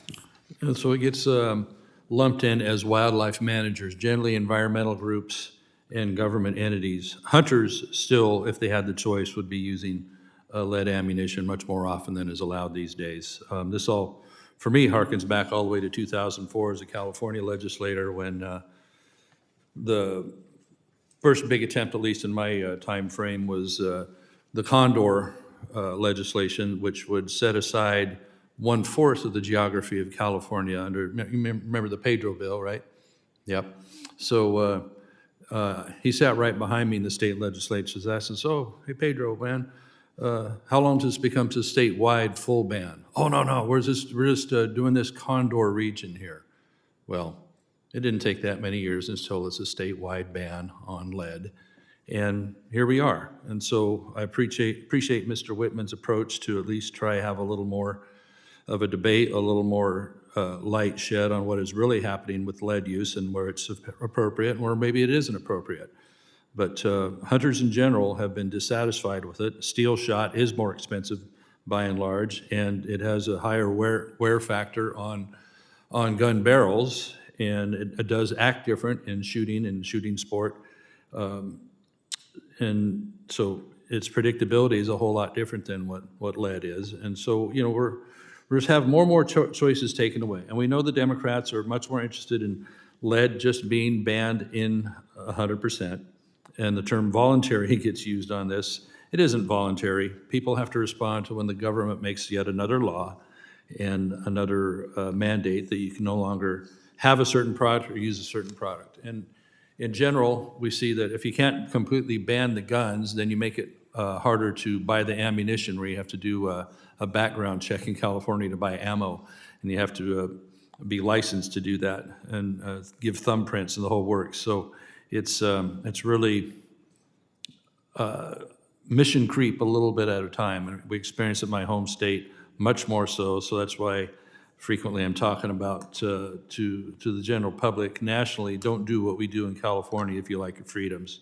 So it's one thing after another. I appreciate Mr. Wittman trying to carry this debate and with this legislation so that we continue to exercise choices, not forced volunteerism, as we know the left really wants a complete ban, first on lead, then hunting activity in general, due to the strength that the animal rights groups have with them. So if Mr. Wittman has any more comments, I would yield time to him. I thank the gentleman for mentioning the incremental steps being taken when these lead restrictions begin. I take you back to 1991 when the U.S. Fish and Wildlife Service started to say, we're actually going to limit the use of lead in the harvesting of waterfowl. Guess what ultimately happened? Nationwide ban. Nationwide ban. So, for those that said, oh, no, it's not going to get to a carte blanche, we have history that shows these things end up in these carte blanche modes. Now, if the science demonstrates that, if the science supports that, then that's fine, but not when you don't have the underlying data in science to support it. And incrementalism does happen. If a little bit of something is good in people's minds and you get the camel's nose under the tent, then guess what? Bring the whole camel under the tent. Say, well, if a couple of lead bans are good here and there, then it must be good for the whole nation. If we use science, why should anybody be afraid of using science? I mean, this should be about what we're all about. Why should anybody object and say, let's base these decisions based on science? It's just confounding to me that we say, oh, no, we have to give this limitless authority to the U.S. Fish and Wildlife Service, and it is a carte blanche authority for them to, in any way, shape, or form, say, let's just go out there and ban lead. And there's no obligation for them to say, we have to demonstrate the science to show that this is indeed an issue. Instead, you say, just go ahead and do it. If you wake up this morning and go, I have this feeling, I have this sensing that somehow there's a problem with lead and wildlife in the refuge that I manage, we're just going to go ahead and ban it. There's nothing that stops that. It doesn't say that you have to use science to do that. And we see incrementally, guess what? These things happen. In 1991, we saw it transfer to a nationwide ban on the use of lead. Now, I would argue that in that situation, there was some science to substantiate that, but the jump from localized to nationwide was a big jump. With that, Mr. Chairman, I yield back. Is there further discussion? Hearing none, it's in order to consider amendments to H.R. 556. I recognize the gentleman from Virginia, Mr. Wittman, for the purpose of offering an amendment in the nature of a substitute designated Wittman 18A and S. Without objection, the amendment is considered read and open to amendment at any point. You recognize. Well, thank you, Mr. Chairman. I urge my colleagues to support the ANS. Hunters and anglers, we know, are the backbone of the American wildlife conservation efforts. Their resources, their time and efforts have gone into creating the wildlife system, refuge system that we enjoy today. And they are indeed interested in long-term health. They're one of the main proponents in being able to get land set aside. I know just in my area, in the Rappahannock River Valley Wildlife Refuge Center, it is landowners, it is hunters, it is fishermen that have led to the expansion of this incredible resource that's there. And it does have one of the largest nesting populations of bald eagles there. So they are interested in making sure those bald eagles are not affected by what they do on the land there. But they also would like to see science used. They don't object to science. Nobody should object to the use of science in responsible public policy decision-making. So it's important that Congress comes to their defense and makes sure that decisions aren't ideologically driven or based on unscientific data or decisions that limit access to our public lands. Again, these lands belong to the people of this nation. We have a responsibility to be transparent, to use science in making those determinations. And I think the public is very willing to say, okay, show us the science. If there is a problem with lead, then don't allow the use of lead. And I want to thank my colleagues for the debate on this piece of legislation, and I urge its adoption. With that, Mr. Chairman, I yield back. Gentleman yields back. Is there further discussion? Mr. Huffman, you're recognized. Thank you. I wonder if the gentleman for Virginia would yield for a quick question, because I was a little confused by a couple of the statements that were just made. Does the gentleman believe that lead ammunition should be used for waterfowl hunting? No, it's currently not allowed. It's banned. And are you comfortable with that ban? The U.S. Fish and Wildlife Service made that decision. It started out as localized. The initial information didn't indicate that in all situations, but there was subsequent data that was gathered to show that it was indeed a responsible decision for that lead ban across the nation in wetlands areas. All right. So you support a nationwide lead ammunition ban for waterfowl hunting? I support how the U.S. Fish and Wildlife came to that decision, developing science, testing birds, determining were they ingesting lead, determining was it lead that came from sportsmen, was it lead shot from shotgun shells. I fully support how they came to that decision, and that was a very transparent, with data being divulged, decision-making so that they could make a responsible decision. Yes, I do support responsible science-based decision-making. And that rule does not require the hyper-localized scientific finding that you would require in this bill. You are incorrect. It started out as localized restrictions, and then it graduated to a national ban. It's a nationwide ban. It does not require It that in started every as a single localized. place. It started as a Okay. localized decision. Started as a localized decision. So one last question for the gentleman, because we keep kind of coming back to this carte blanche phrase and the suggestion that wildlife managers, I think you said that they just have a feeling or just have a hunch and they want to just do a ban on lead ammo. Now, if a wildlife manager actually did that without any scientific basis, without an administrative record that demonstrated a rational basis and a scientific basis, Mr. Wittman, you know and I know that the next day they would be sued. There is no statutory prohibition on that. So anybody can be sued. But you Mr. are Huffman, aware you of know the- anybody can be taken to court. The implication is that they have a free hand to They do do. this, and the gentleman knows full Statutorily, well. there's no limitation Now, for them in the making that gentleman knows decision. full well there's this thing called the Administrative Procedures Act, and that arbitrary and capricious actions by regulators are challenged in court, and if someone did what the gentleman has continued to describe you know repeatedly, arbitrary and capricious I'm going to decisions are reclaim my subjective. time. If someone did what the gentleman has repeatedly described, they would be sued the next day and they would lose. So this is a boogeyman, this notion of regulators run amok on hunches and whims, banning lead ammunition and tackle without any rational basis, without any science. That is simply not a thing. That is a boogeyman that we're hearing from the gun industry. I yield back. Gentleman yields back. Is there further discussion on the A&S? Mr. Gosar, you're recognized. Yes, so I would like to enter in with the ranking member. So we're talking about capricious actions. We now had 3 instances I can point to you, 3 instances in which Forest Service has said, listen, if a fire is out there, we're gonna let it burn. They've made a decision that if it's away from populations, we're gonna let it burn. Well, that happened in Yarnell 19. They allowed a fire to get started, and the fire was contained for a little while. Then the winds brought up and it killed 19 people, 19 firefighters. We then have the fire up in Sublette County, Wyoming, where they were doing a prescribed burn. Everybody told them, hey, don't do this burn. It's going to go out. They said, no, we have a lot of timber that has to go. They lost control. Now, this last week, we lost the North Rim Lodge, because of the same kind of analogy. So you can't tell me that there doesn't exist these capricious nature of regulations throughout the government. I think what Mr. Wittman's doing is just saying, listen, we want to identify all these different aspects. Would you agree with that? I thank the gentleman. So it's a little bit different. Apples and oranges. We're talking about day-to-day decisions about how to fight fires. I think that's different than rule makings and regulatory actions by agencies. So I don't think that the comparison applies. I think there is something here, okay? Like I shared with you. Wouldn't it be better that if you gave the tools to somebody, because the Forest Service uses regional aspects and local control? So wouldn't you say, listen, instead of just this open rule that you can let it burn, you can only let it burn if it's been managed in that forest? Don't you think that would be wise?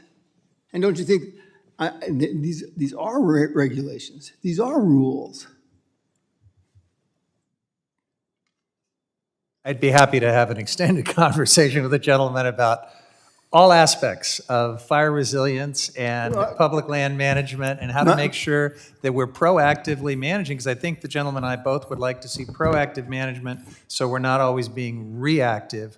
But the truth is, you have to have professionals making these calls on the ground in a day-to-day manner, and it's not quite the same as the kind of rulemaking and policymaking that we're talking about here with this bill. So with that, I respectfully yield back.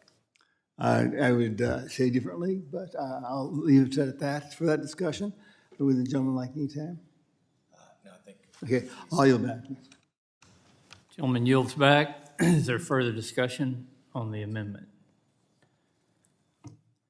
If there's no further discussion on the ANS, it's now in order to consider amendments to the ANS to HR 556. I recognize Ranking Member Huffman for the purpose of offering an amendment designated Dingle number 1. Without objection, the amendment is considered read. Thank you, Mr. Chairman. Offering this amendment on behalf of Representative Dingle, and this is an amendment that would ensure that land managers can make science-based decisions that protect both wildlife and hunting opportunities. If we support our hunting and angling heritage, as we do, we should want these activities to remain sustainable and accessible for future generations. Hunters and anglers are some of conservation's greatest champions. They deserve our support. And the fact is, if land managers are able to follow the best available science, lead ammo and tackle restrictions can actually be a tool to help hunters and fishers have more access in more areas, not less. And this is because land managers, especially in the National Wildlife Refuges, must consider the compatibility of these hunting and fishing activities with the purposes of the refuge, including any impacts to threatened and endangered species in those units. This bill, as written, ties their hands by mandating expensive, unworkable, unit-specific, hyper-localized analyses before they can propose any prohibition or restriction on lead. In some cases, it will likely be easier and cheaper to just keep those units totally closed, to get to this thing we've been talking about, the carte blanche closure of hunting and fishing, instead of going through this arduous process that the bill sets up. Wildlife populations face multiple stressors: habitat loss, disease, climate change. Lead often contributes to declines alongside other factors, and waiting until it becomes the primary cause, or until you can meet this unattainable standard of proof that the bill sets up, means waiting until it's too late in some cases. So this amendment brings back the best available science standard to ensure that responsible management of wildlife populations and continued access for sportsmen and women is protected in these refuges. The amendment supports both conservation and recreation through sound science. I urge support for the amendment and yield back. Gentleman yields back. Is there further discussion on the amendment? Mr. Wittman, you're recognized. Well, thank you, Mr. Chairman. Again, I go back to making sure we develop science and data around the specific places where there's a proposed ban on lead. We can't rely on data from a refuge unit in California to apply to a unit in Virginia. So why wouldn't we want this to be site-specific? We'd also want to know, too, is this a situation where it's lead from the use of sportsmen? Is there a remnant lead there that all of a sudden is making its way into the food chain? In this situation, none of that has to be part of the determination. It's, again, arbitrary.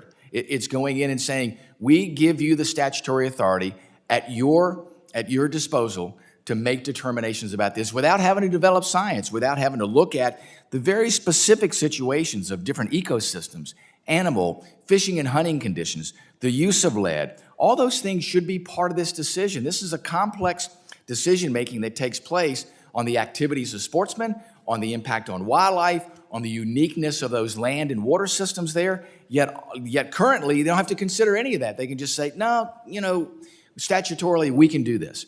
And that's what this is. It's the statutory allowance to do that. Why wouldn't we want to put some more rigor into the process? I hear my colleagues on the other side talk all the time about, we want science, we want scientific rigor, but only when it suits your arguments. When it doesn't, you say, well, no, let's give them carte blanche. I'm going to keep using that word. Let's give them carte blanche to make these decisions. The statute allows that. All this does is to say, no, there's going to be some rigor in how you make these decisions. That should be the responsible way to go about this. This bill actually promotes flexibility for the service and states to make localized policies and decisions, to put together all of the information. I want to make sure that, we are quantifying what is the risk here, quantifying what is the impact. We have an obligation to do that. Why should we be afraid of making sure that we have objective, science-based decision-making? It shouldn't only be when we believe that it achieves the ends that we seek. It should be in all situations. Listen, I'm a scientist by training. The scientific method is develop the science, question the science, make sure that you come to the conclusion in a very rigorous way. This is anything but rigor. This is saying you have the statutory authority to make these decisions however you see fit. And what we're saying is, no, let's be responsible about doing this. These are resources that belong to everyone. Everyone, we have an obligation to make sure that we make good science-based decision-making. And, I just don't see how a science-driven agency like the U.S. Fish and Wildlife Service and the National Wildlife Refuge System can propose banning lead ammunition and lead fishing tackle when the effort itself clearly states that there's no substantiated data. And in instances, those actions have been taken where there's no data there, yet we're saying we're going to close these facilities down. All we're saying is that there needs to be data there to make that decision. I don't know why anybody would object to that, and to somehow say that this is irresponsible then denotes that any sort of objective assertion of data to make responsible decisions is somehow irresponsible. This bill, I think, is the most responsible way to go about this. The Dingell Amendment here limits that flexibility, it hamstrings coordination, and it makes this bill other than what it is, and that is about objective, science-based decision-making. That's what this is about, and that's what I believe will not be allowed under this amendment, and I urge my colleagues to vote against this amendment. I yield back the balance of my time. Gentleman yields back. Is there further discussion on the amendment?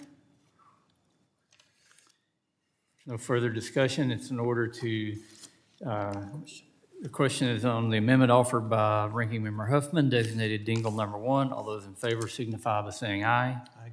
Those opposed, no. No. The opinion of the chair, the noes have it. A recorded vote has been requested. Further proceedings on this amendment will be postponed. We will now recess until 1 o'clock when we will come back and vote. All right. Very good.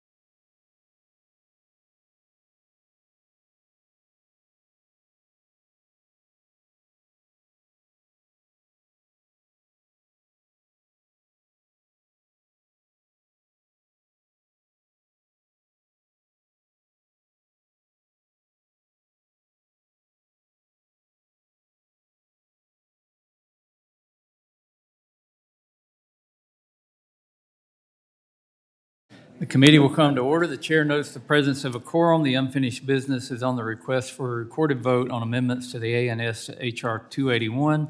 Members will record their votes using the electronic voting system.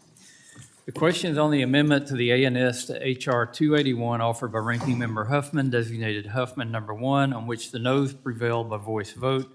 The clerk will open the vote.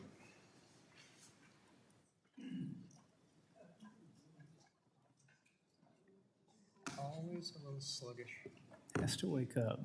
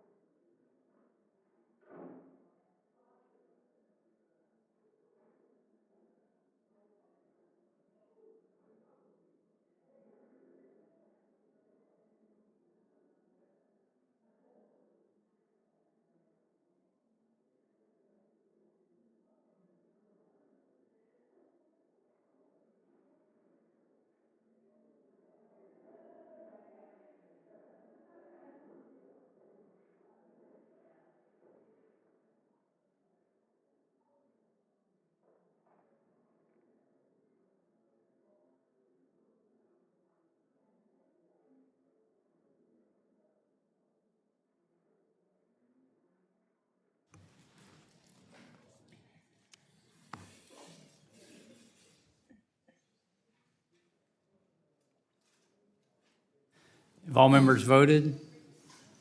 Does any member wish to change their vote? Hearing none, the clerk will close the vote and report. Mr. Chairman, on this vote, the yeas are 18 and the nays are 20. The amendment is not agreed to. The question is on the amendment to the ANS to HR 281 offered by the gentlewoman from Oregon, Ms. Hoyle, designated Hoyle number 2, on which the noes prevailed by voice vote. The clerk will open the vote.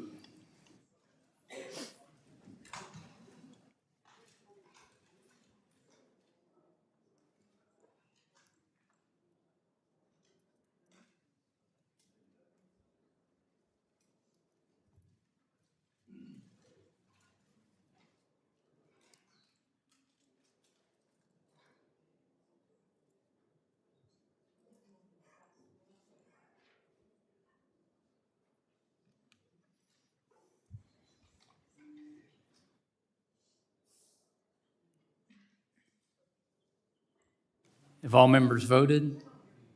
Does any member wish to change their vote? Hearing none, the clerk will close the vote and report. Mr. Chairman, on this vote, the yeas are 18 and the nays are 20. The amendment is not agreed to. The question is on the amendment to the ANS to HR 281, designated Dingle number 3, on which the noes prevailed by voice vote. The clerk will open the vote.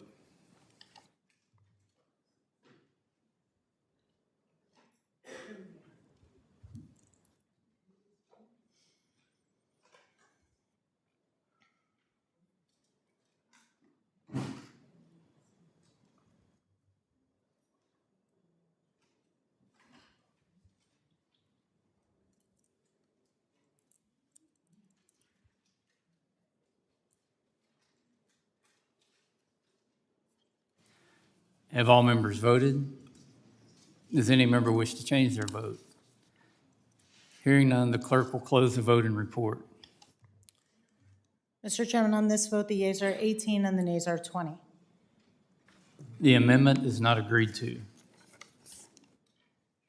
The question now occurs on the amendment in the nature of a substitute to HR 281 offered by the gentlewoman from Wyoming, Ms. Hageman, designated Hageman 66 ANS. All those in favor signify by saying aye. Aye. Those opposed, no. In the opinion of the chair, the ayes have it, and the amendment in the nature of a substitute is adopted. The question now occurs on reporting H.R. 281 as amended to the House with the recommendation that the bill be favorably approved. All those in favor signify by saying aye. Aye. Those opposed, no. No. In the opinion of the chair, the ayes have it, and A recorded vote has been requested. Members will record their vote using the electronic voting system. The clerk will open the vote.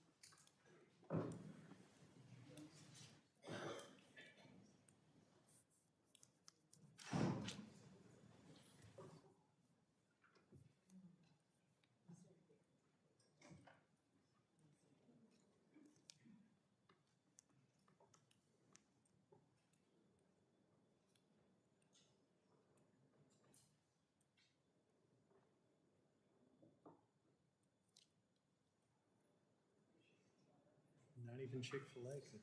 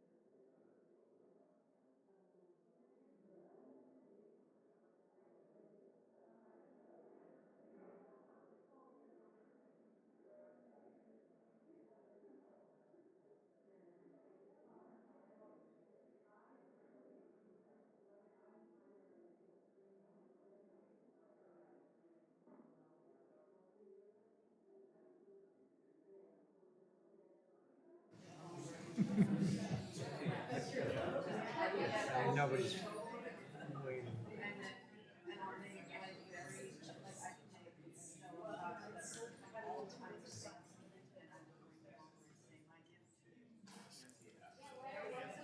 Have all members voted? Does any member wish to change their vote? Hearing none, the clerk will close the vote and report. Mr. Chairman, on this vote, the yeas are 20 and the nays are 19. The bill, as amended, is ordered reported to the House with the recommendation that it be favorably approved. Without objection, the motion to reconsider is laid on the table. The unfinished business, Mr. Huffman, you're recognized. Thanks, Mr. Chair. I just want to give notice of my intention to file supplemental additional dissenting or minority views on the measure just considered. I ask unanimous consent that this notice be extended to all members, all measures considered at the markup under House Rule 11, Clause 2L. This notice extends to all members. Without objection, so ordered. The unfinished business is on the request for a recorded vote on the amendments to the ANS to HR 2462. The question is on the amendment to the ANS to HR 2462 offered by Ranking Member Huffman, designated Huffman number 1, on which the noes prevailed by voice vote. The clerk will open the vote.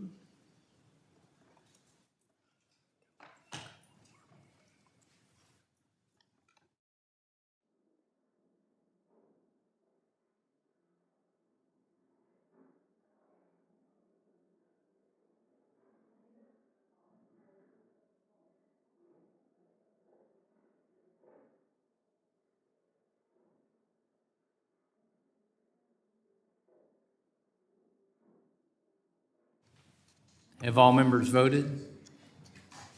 Does any member wish to change their vote? Hearing none, the clerk will close the vote and report. Mr. Chairman, on this vote, the yeas are 17 and the nays are 23. The amendment is not agreed to. The question now occurs on the amendment in the nature of a substitute to HR 2462 offered by myself, designated Westerman 27 ANS. All those in favor signify by saying aye. Aye. Those opposed, no. In the opinion of the chair, the ayes have it, and the amendment in the nature of substitute is adopted. The question now occurs on reporting HR 2462 as amended to the House with the recommendation that the bill be favorably approved. All those in favor signify by saying aye. Aye. All those opposed, no. No. In the opinion of the chair, the ayes have it. A recorded vote has been requested. Members will record their vote using the electronic voting system. The clerk will open the vote.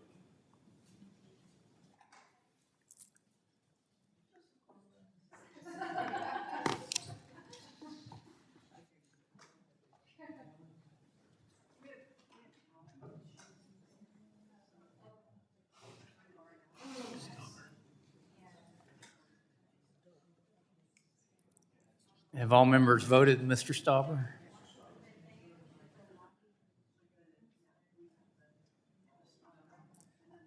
Have all members voted? Does any member wish to change their vote?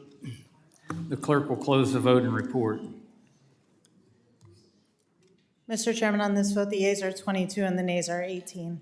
The bill, as amended, is ordered reported to the House with the recommendation that it be favorably approved. Without objection, the motion to reconsider is laid on the table. The unfinished business is on the request for a recorded vote on amendments to the ANS to HR 556. The question is on the amendment to the ANS to HR 556, designated Dingle number 1, on which the noes prevailed by voice vote. The clerk will open the vote.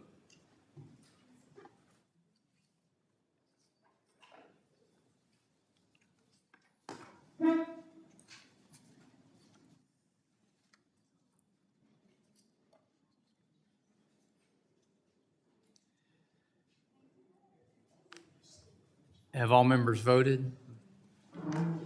Does any member wish to change their vote?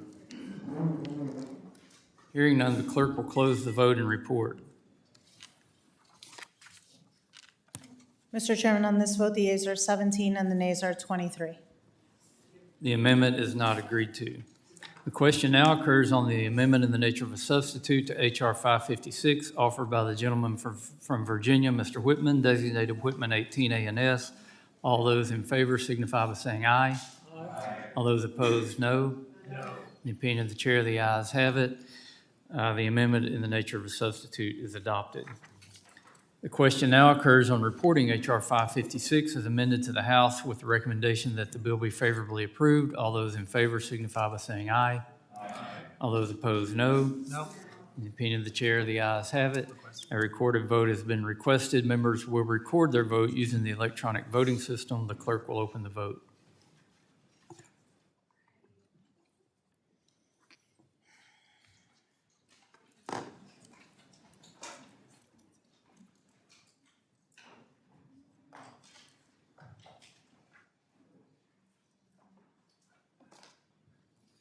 Have all members voted? Does any member wish to change their vote? The clerk will close the vote and report. Mr. Chairman, on this vote, the yeas are 23 and the nays are 17.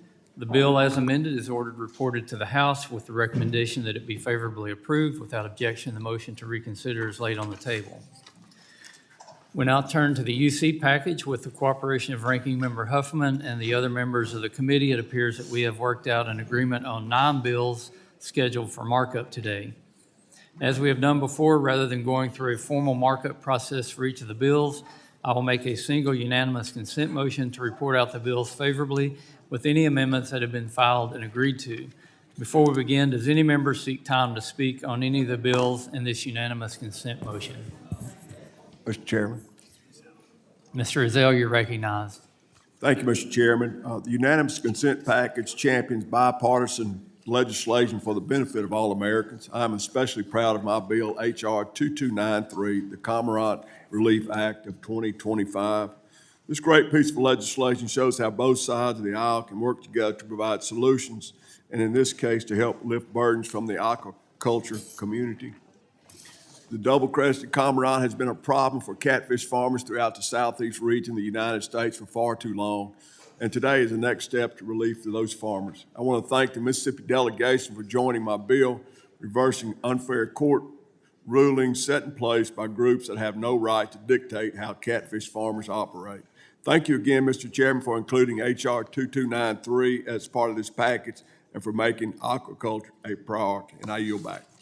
The gentleman yields back. Is there any further discussion? Seeing none, I ask unanimous consent that the Subcommittee on Federal Lands be discharged from further consideration of H.R. 3187 to require the Secretary of Agriculture to convey a parcel of property of the Forest Service to Perry County, Arkansas, and for other purposes. Without objection, so ordered. Ask unanimous consent that the Subcommittee on Water, Wildlife, and Fisheries be discharged from further consideration of H.R. 1676, Make Swaps Efficient Act of 2025. H.R. 1809, Great Lakes Fishery Research Authorization Act, H.R. 2293, Cormorant Relief Act of 2025, H.R. 2860, Northwest Straits Marine Conservation Initiative Reauthorization Act of 2025, H.R. 3858, Sport Fish Restoration, Recreational Boating Safety, and Wildlife Restoration Act of 2025. Without objection, so ordered. I now ask unanimous consent that the following measures be approved and favorably reported as described to the House of Representatives. H.R. 435, Direct Hire to Fight Fires. H.R. 831, Lower Colorado River Multi-Species Conservation Program Amendment Act of 2025, with an amendment offered by the Chair, designated Westerman Number 1. H.R. 1676, Make Swaps Efficient Act of 2025, with an amendment in the nature of a substitute offered by the Chair, designated Westerman 29, A&S. H.R. 1809, Great Lakes Fishery Research Reauthorization Act. H.R. 2293, Cormorant Relief Act of 2025, with an amendment in the nature of a substitute offered by the gentleman from Mississippi, Mr. Ezell, designated Ezell 33, A&S. H.R. 2405, the White Oak Resilience Act, with an amendment offered by the Chair, designated Westerman AMD 1.